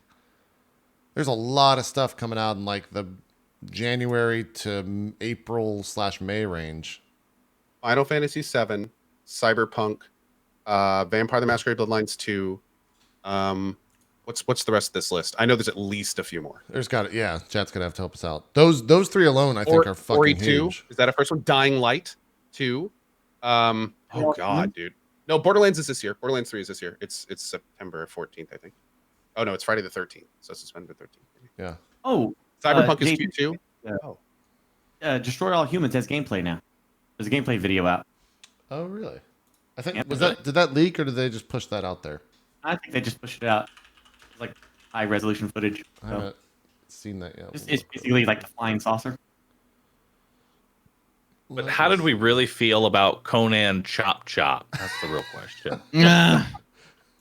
Not my type of I don't game. work out for him. I mean, it's like I guess people convinced them to make it into a real game, so there we go. So what? That was the April Fool's thing? Yeah, it was like a joke thing, and now it's like enough articles came out. They were like, I think that'd be a cool game to actually play. And now they were like, oh, okay, we'll make it into a real game. I hope they said it just like that too.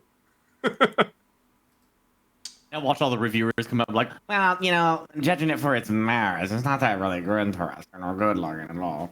They'll be like, what? You know, I did want this, but now that I actually have it, there's better things out there. Here's the trailer for that. Starts off very weird, but yeah. And chat pointed out a good point. Yeah, we also might be seeing Last of Us 2 early next year.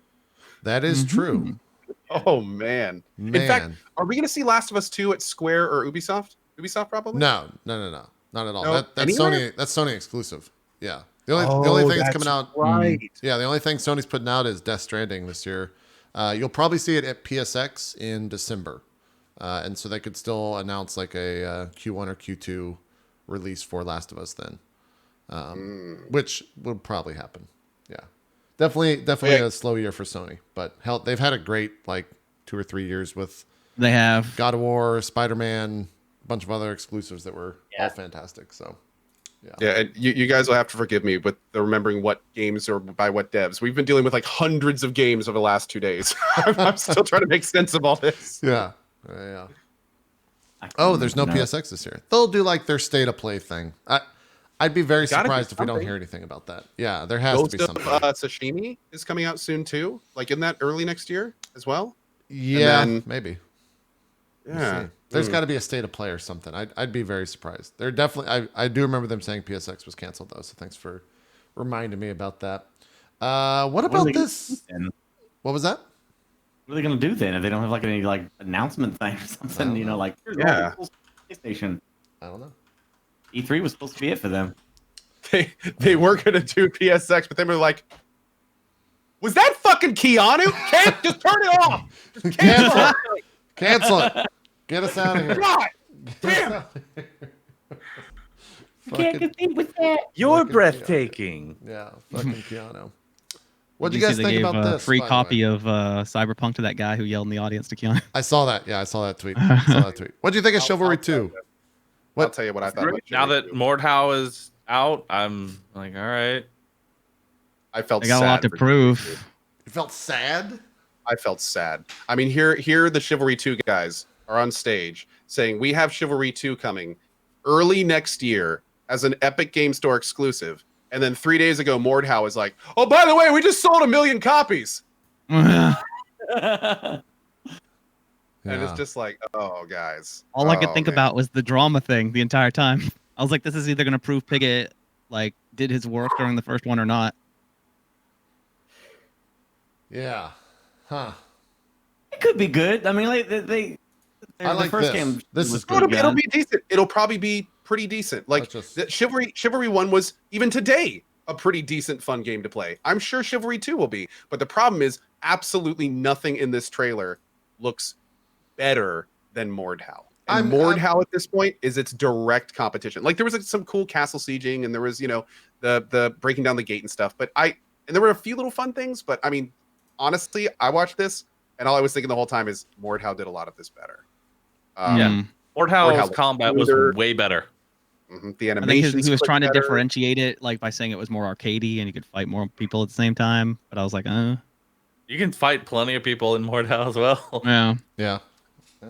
Dude, they just released a 15-on-15 horse map in Mordhau. Ooh, for the joustery. million, for the 1 million mark. They basically were like, here's a really fun map to just mess around on. That's my favorite. And apparently they're working on even more stuff. By the time that Chivalry 2 actually comes out, Mordhau will probably have castle sieging too. So it'll be like, all right.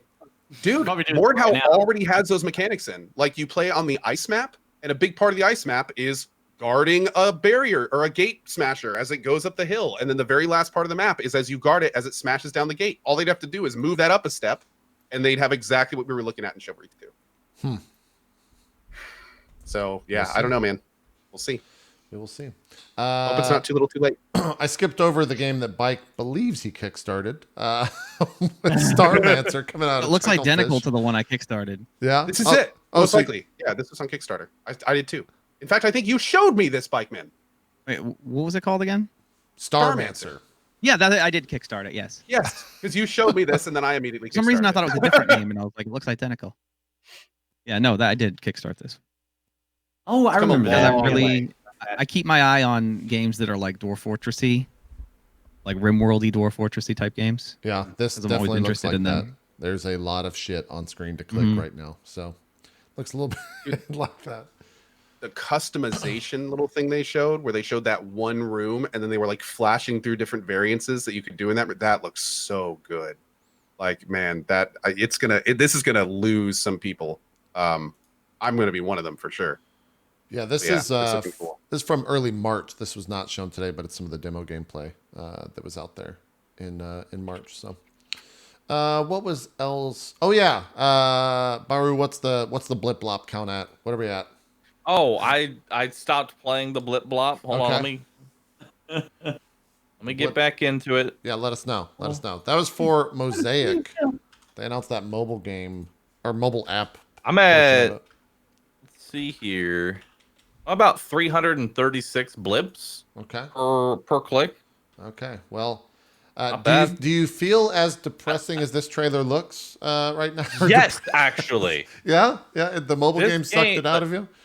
This game is very depressing because all I want to do is keep pressing it, but it doesn't do anything. I just press it and the number goes up. That's this whole game. I push this button, and the number goes up. Uh huh.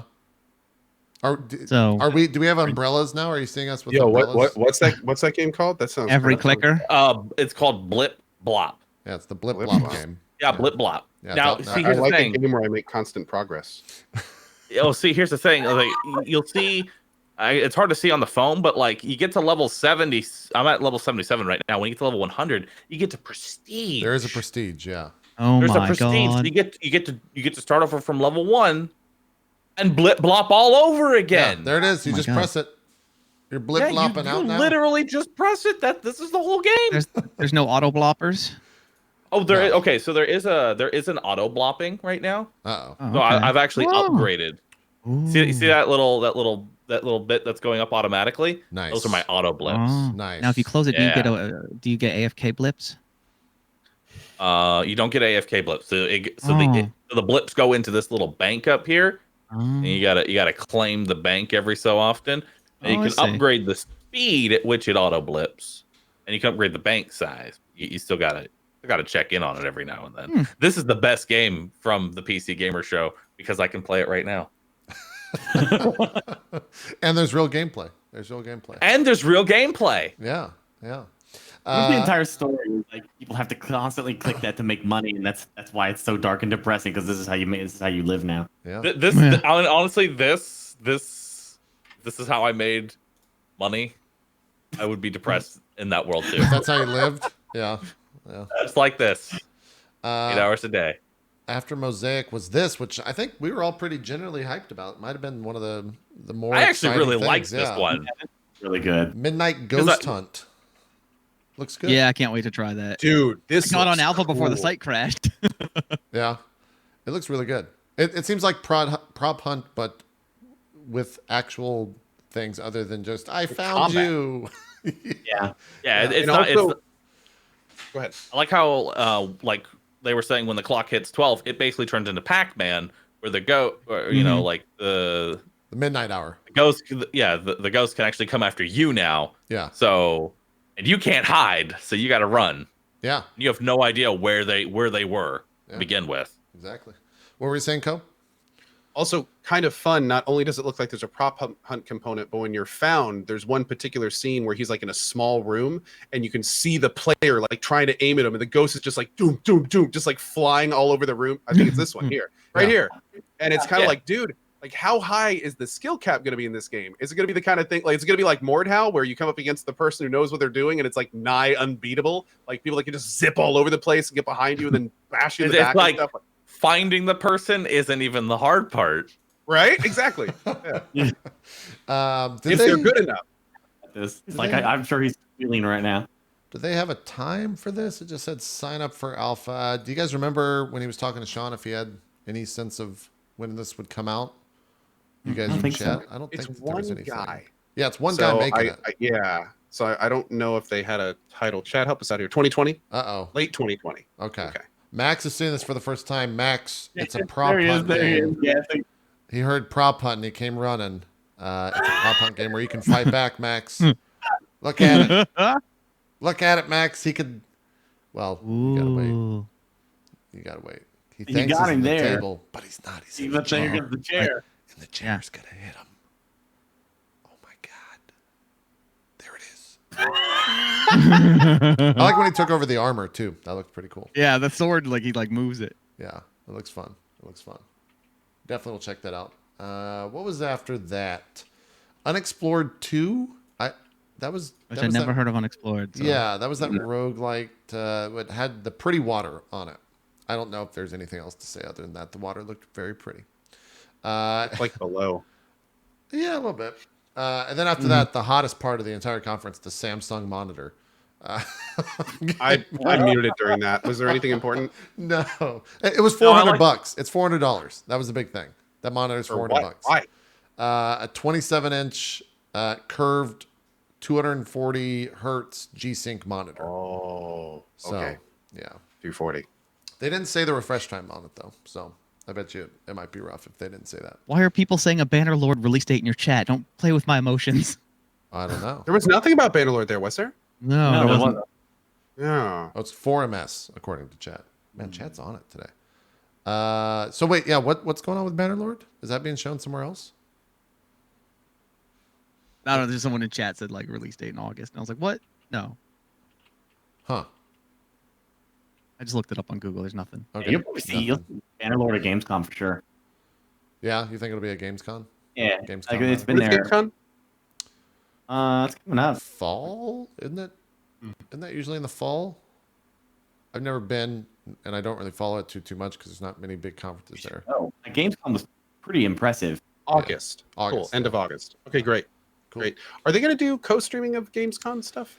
They usually do, but they don't make a big thing about it. I feel like this year, to talk kind of about the streaming world, I feel like co-streaming is now becoming a big deal, especially with Twitch, like bringing in, like they did Drop Frames with us yesterday where they're co-streaming us, co-streaming another event, and then today they're doing Kind of Funny Games. So I feel like it's starting to get out there and be a big thing now that like every streamer does it on the platform.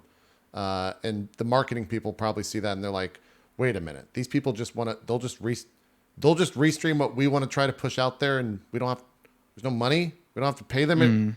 Shit.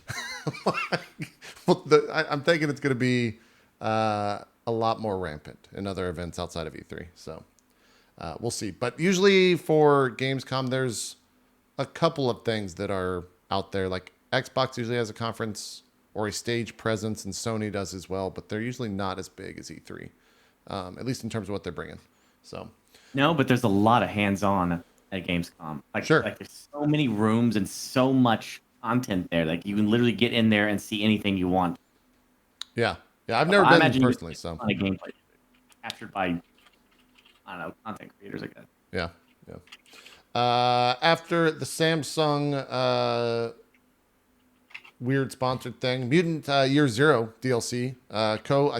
No one played it on the broadcast, but I know you were super into it. So, dude, I loved it. Yes, absolutely. Mutant Year Zero is an extremely fun game.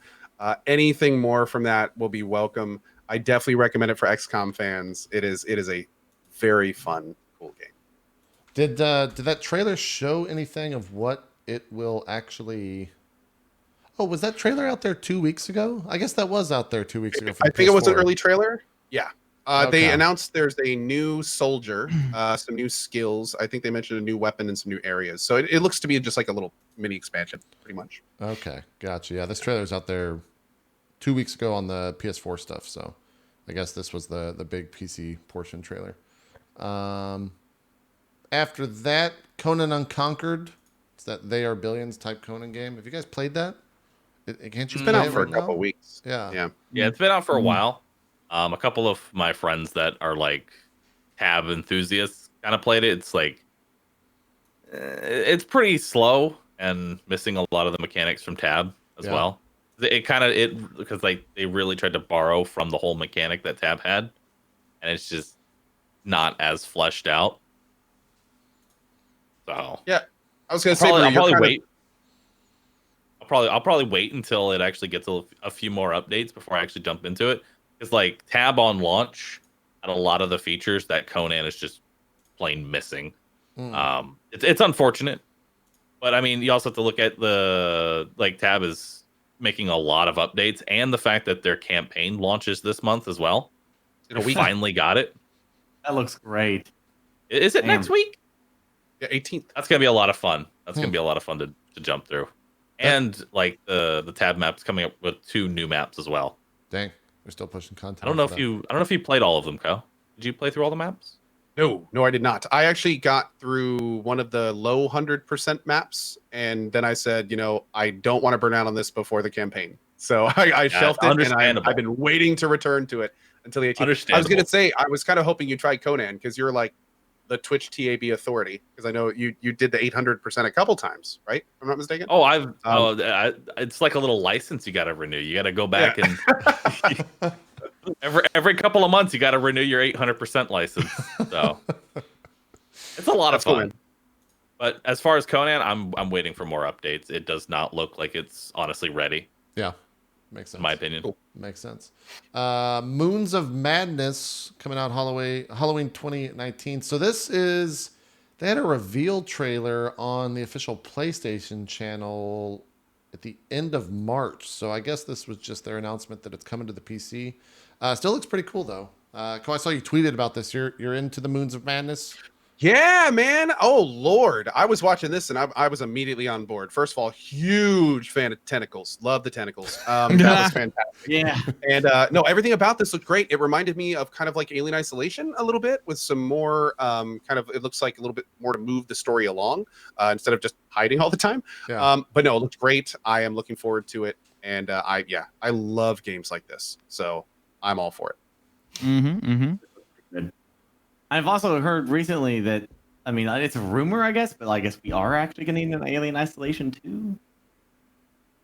I heard about Alien Isolation 2 as well, but I was thinking maybe we would get hinted at it here. So now that we haven't at all, I'm wondering if it was just a rumor.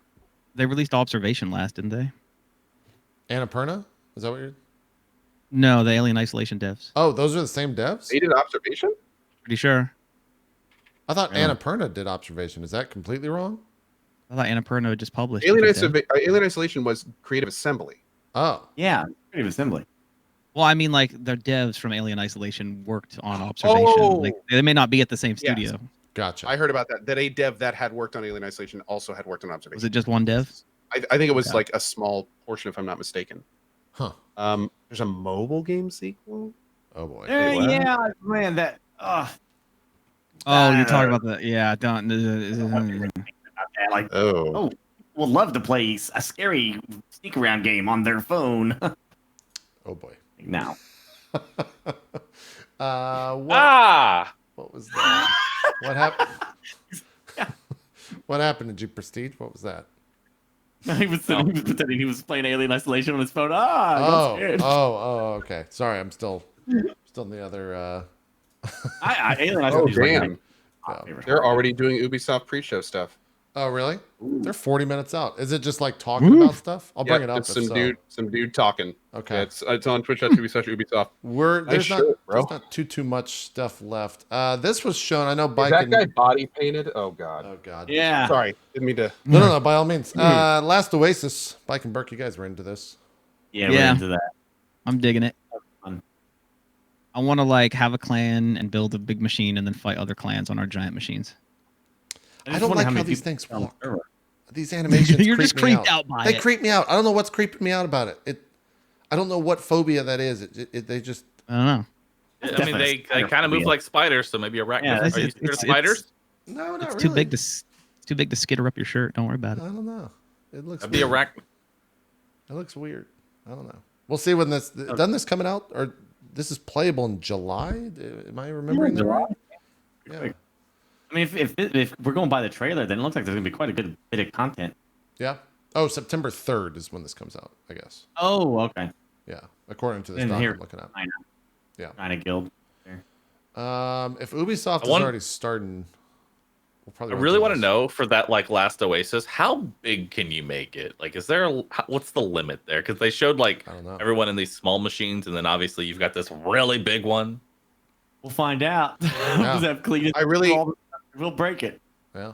I really wonder if it's going to be like Atlas, where it's like you have like 3 to 5 ship types, and then you like build your ship and put stuff on it. Like that's the one thing. Like I looked at it first, and I was like, "Oh, this looks kind of cool." And then as it went on, I was just kind of like getting more and more Atlas vibes from it.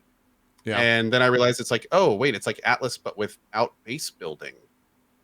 And then I just kind of kept going with that, and I was like, is there no I wonder how long this is going to last. Well, your platform, I didn't see any base your building. vehicle thing is your base, basically. I think the vehicle is your base. Yeah.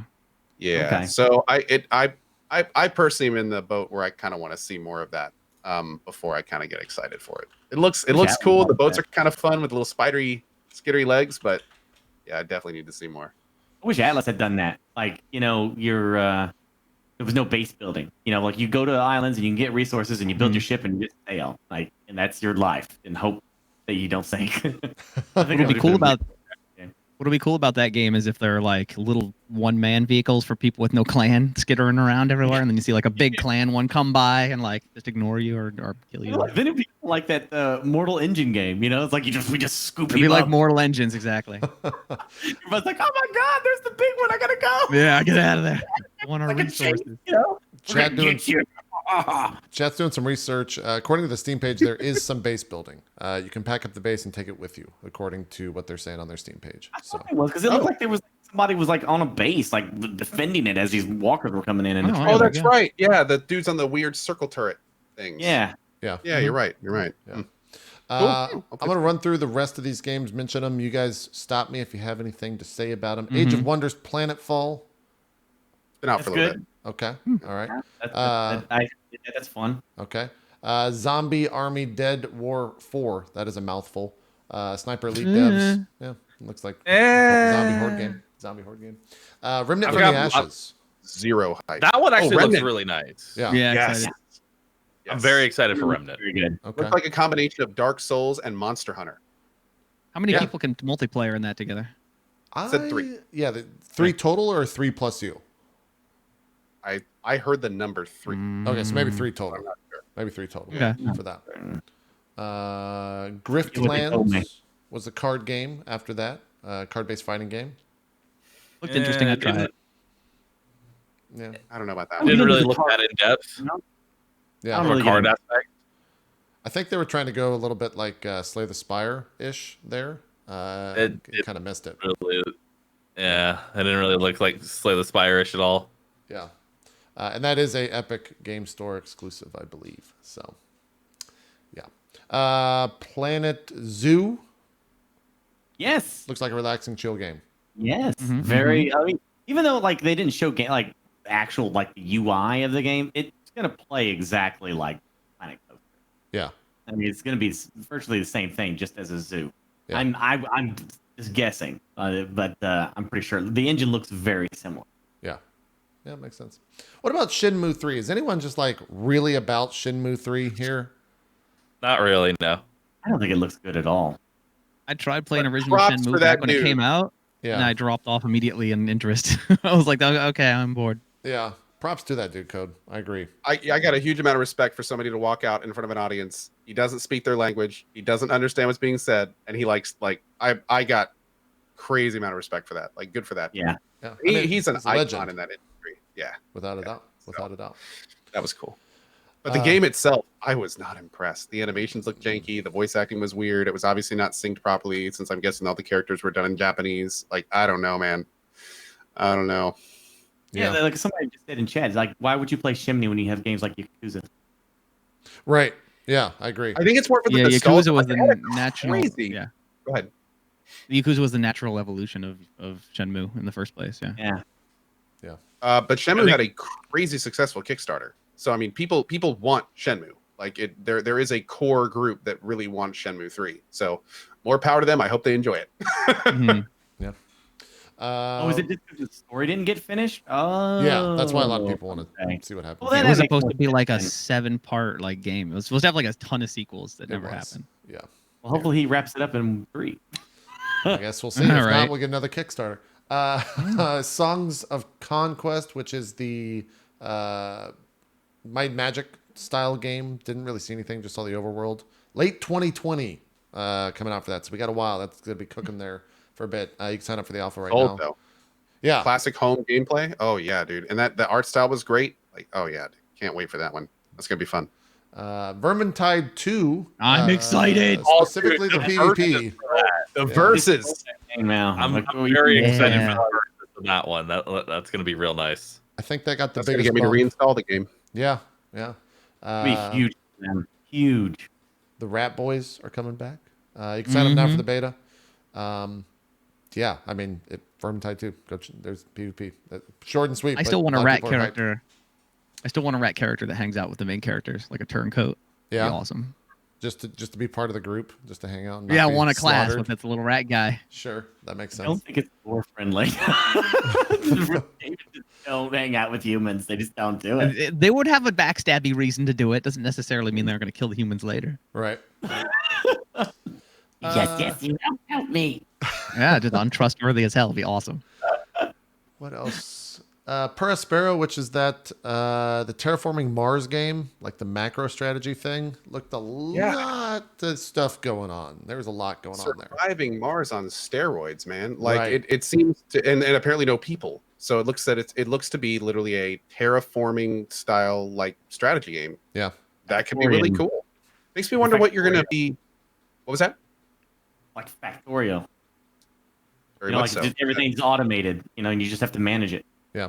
Yeah, I was shown early footage of that game, and it looks like you just like make drone networks and flow them, like at objectives, and then chain that objectives, and then like you have networks of drones doing shit, and you manage the flow basically. So it's not as complicated as it looks. Well, that's good to hear. At least it looked very complicated. Mm. It looked like I was out within the first 5 seconds when they started zooming out. There was a billion. Oh yeah, when I buildings going started on. zooming out, I was like, Yeah. I'm sorry, I don't have enough IQ It's like a for this supply. It's exactly like a supply chain game where it gets complicated, but it wasn't as you were working on it until later. You look it back and you're like, oh my god, look what I've done. Yeah, Look what I did. I gotta go get the coal from over here real quick, Yeah. and then merge it with this, and then grab that from over here. But I'm gonna need to make sure that the fuel hits these 3 stations. Mm-hmm. Yep. After that was the Ancestors game, the Humankind Odyssey from the Ubisoft dev, Assassin's Creed creator. Weird trailer, weird game. It looks pretty. I want to check it out. I want to see what actually you do in that game and like what basically, the like, loop. You have a family pod, so you start as like a primate that's the evolution ancestor of humanity. So it's like pretending to, whatever story you want to go with. 2 million years in the past, and you're constantly, you don't play as one character. Like, and in fact, I think your one character will eventually die and your son will take over or whatever. And you just keep passing evolutionary traits to your generation, the spawn, as you keep going.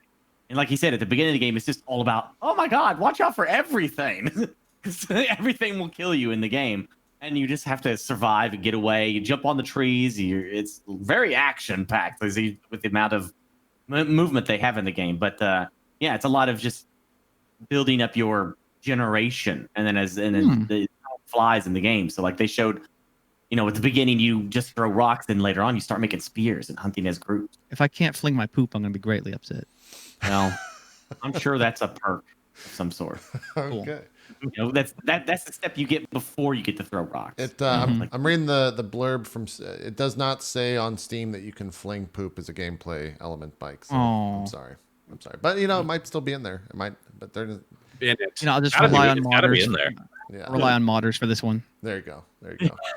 For me, the most interesting part of this whole thing was Auto Chess coming out there and saying that it's going to the Epic Store, which the amount of that's just, of course it is. Like, of course it is. Of course, a game that started in Dota 2, which started in Warcraft 3 as Dota 1, is going to the Epic Game Store. Like that just they have to keep pushing that forward as mods created in those games going to another platform/service. It's poetic.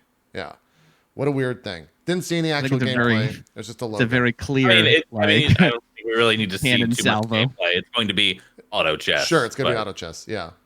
And then apparently, chat was saying this during, and they're saying it now. Apparently, League of Legends announced their auto chess game today, like Tacticians, or what was the name? Whoops, sorry. What was the name of that? There's going to be 3 auto chess games out eventually, all identically, at least trying to copy each other. Team Fight Tactics. I mean, that's what basically MOBAs have been doing. It's just the same thing with different characters. Weird thing. Yeah. Weird thing. But of course, yeah. I saw Zeke in the chat. He was excited for it in some way. He'll probably be playing that. We'll get his thoughts on it. I think he's been playing the mobile version a lot too.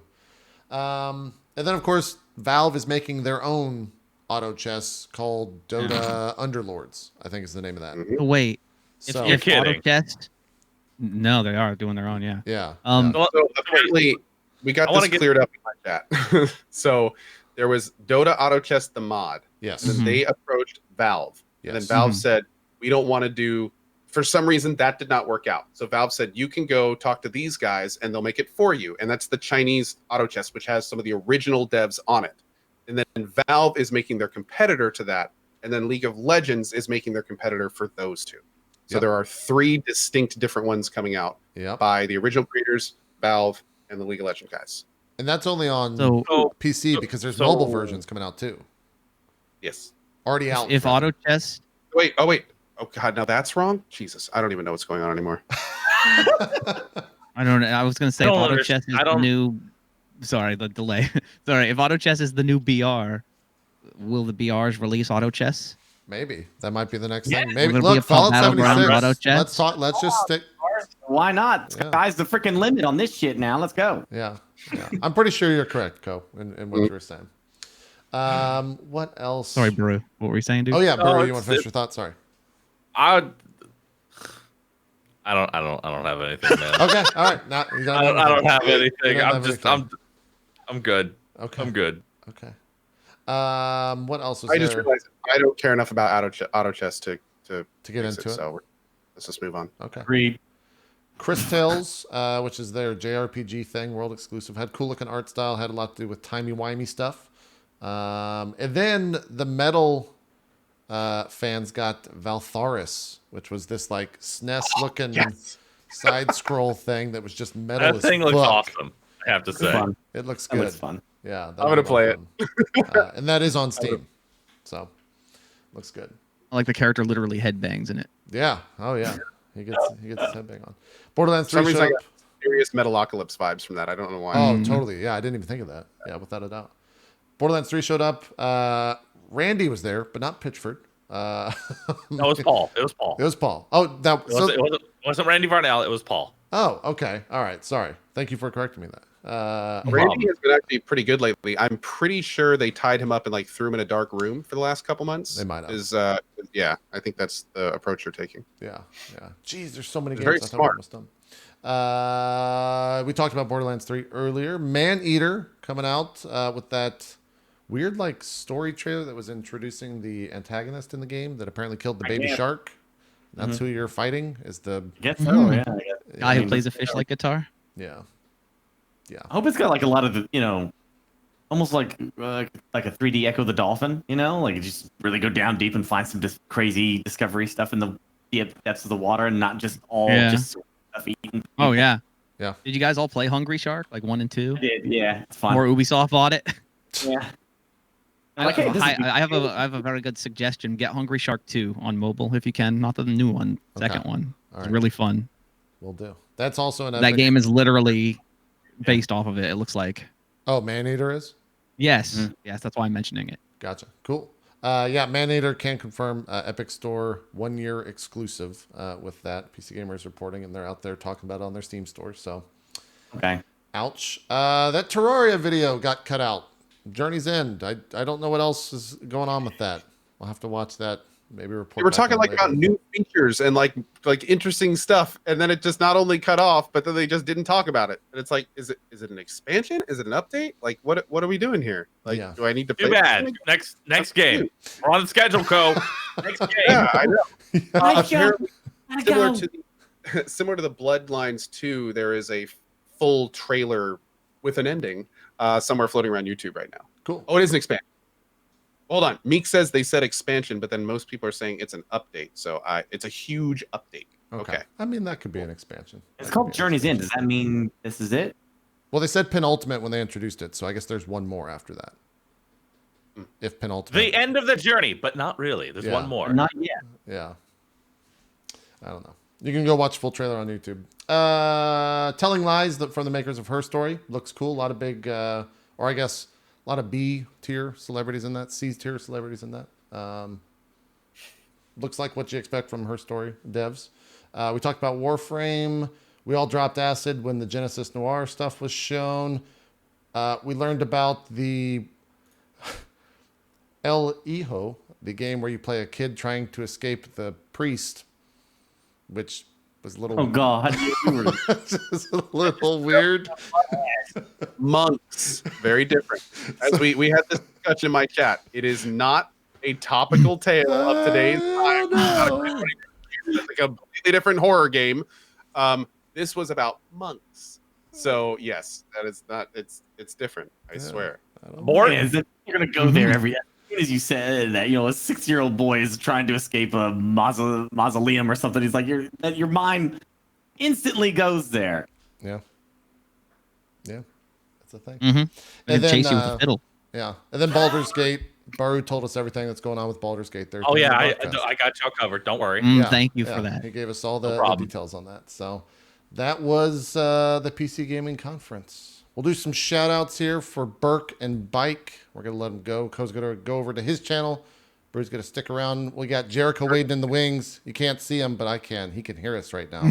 He's flicking. Okay, he's showing me his. Put your shirt down, Jericho. Good Lord. Bike, do some shout outs for us. Thanks for being here on the PC Gaming Show. Where can Hey, you how you check you doing? out?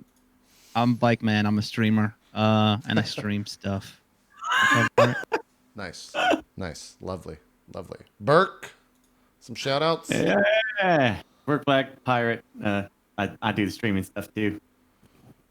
You guys are just nailing the shout outs today. Oh, I've got one too. Yeah, that's great. You want some shout outs, Bahroo? You want to do some shout outs? Hell yeah. Okay. All right. Do some shout outs. Hi, I don't stream. I actually just sell panda emotes all over Twitch. So feel free to subscribe. I live in a box. Thank you. Boom. Nailed it. Nailed it. That must be a gold-plated platinum box. Damn, son. Oh, God. All right. Hotcakes. We're going to get Burke and Bike out of here and shuffle in Lesser Co., as we found out in their most recent encounter. We're going to get them out of here. Jericho's already talking a ton of shit on Lesser Co. or on Better Co., so we got to separate them. We don't want that happening again. And we're going to get Robbie shuffled in here as well. Do this again, because I'll do it. Yeah, he'll do it. He'll do it. So don't go anywhere. We got Ubisoft coming up in about 20 minutes. We'll see you guys then. Thanks for watching Ubisoft. Cool. Thanks for watching PC. Bye.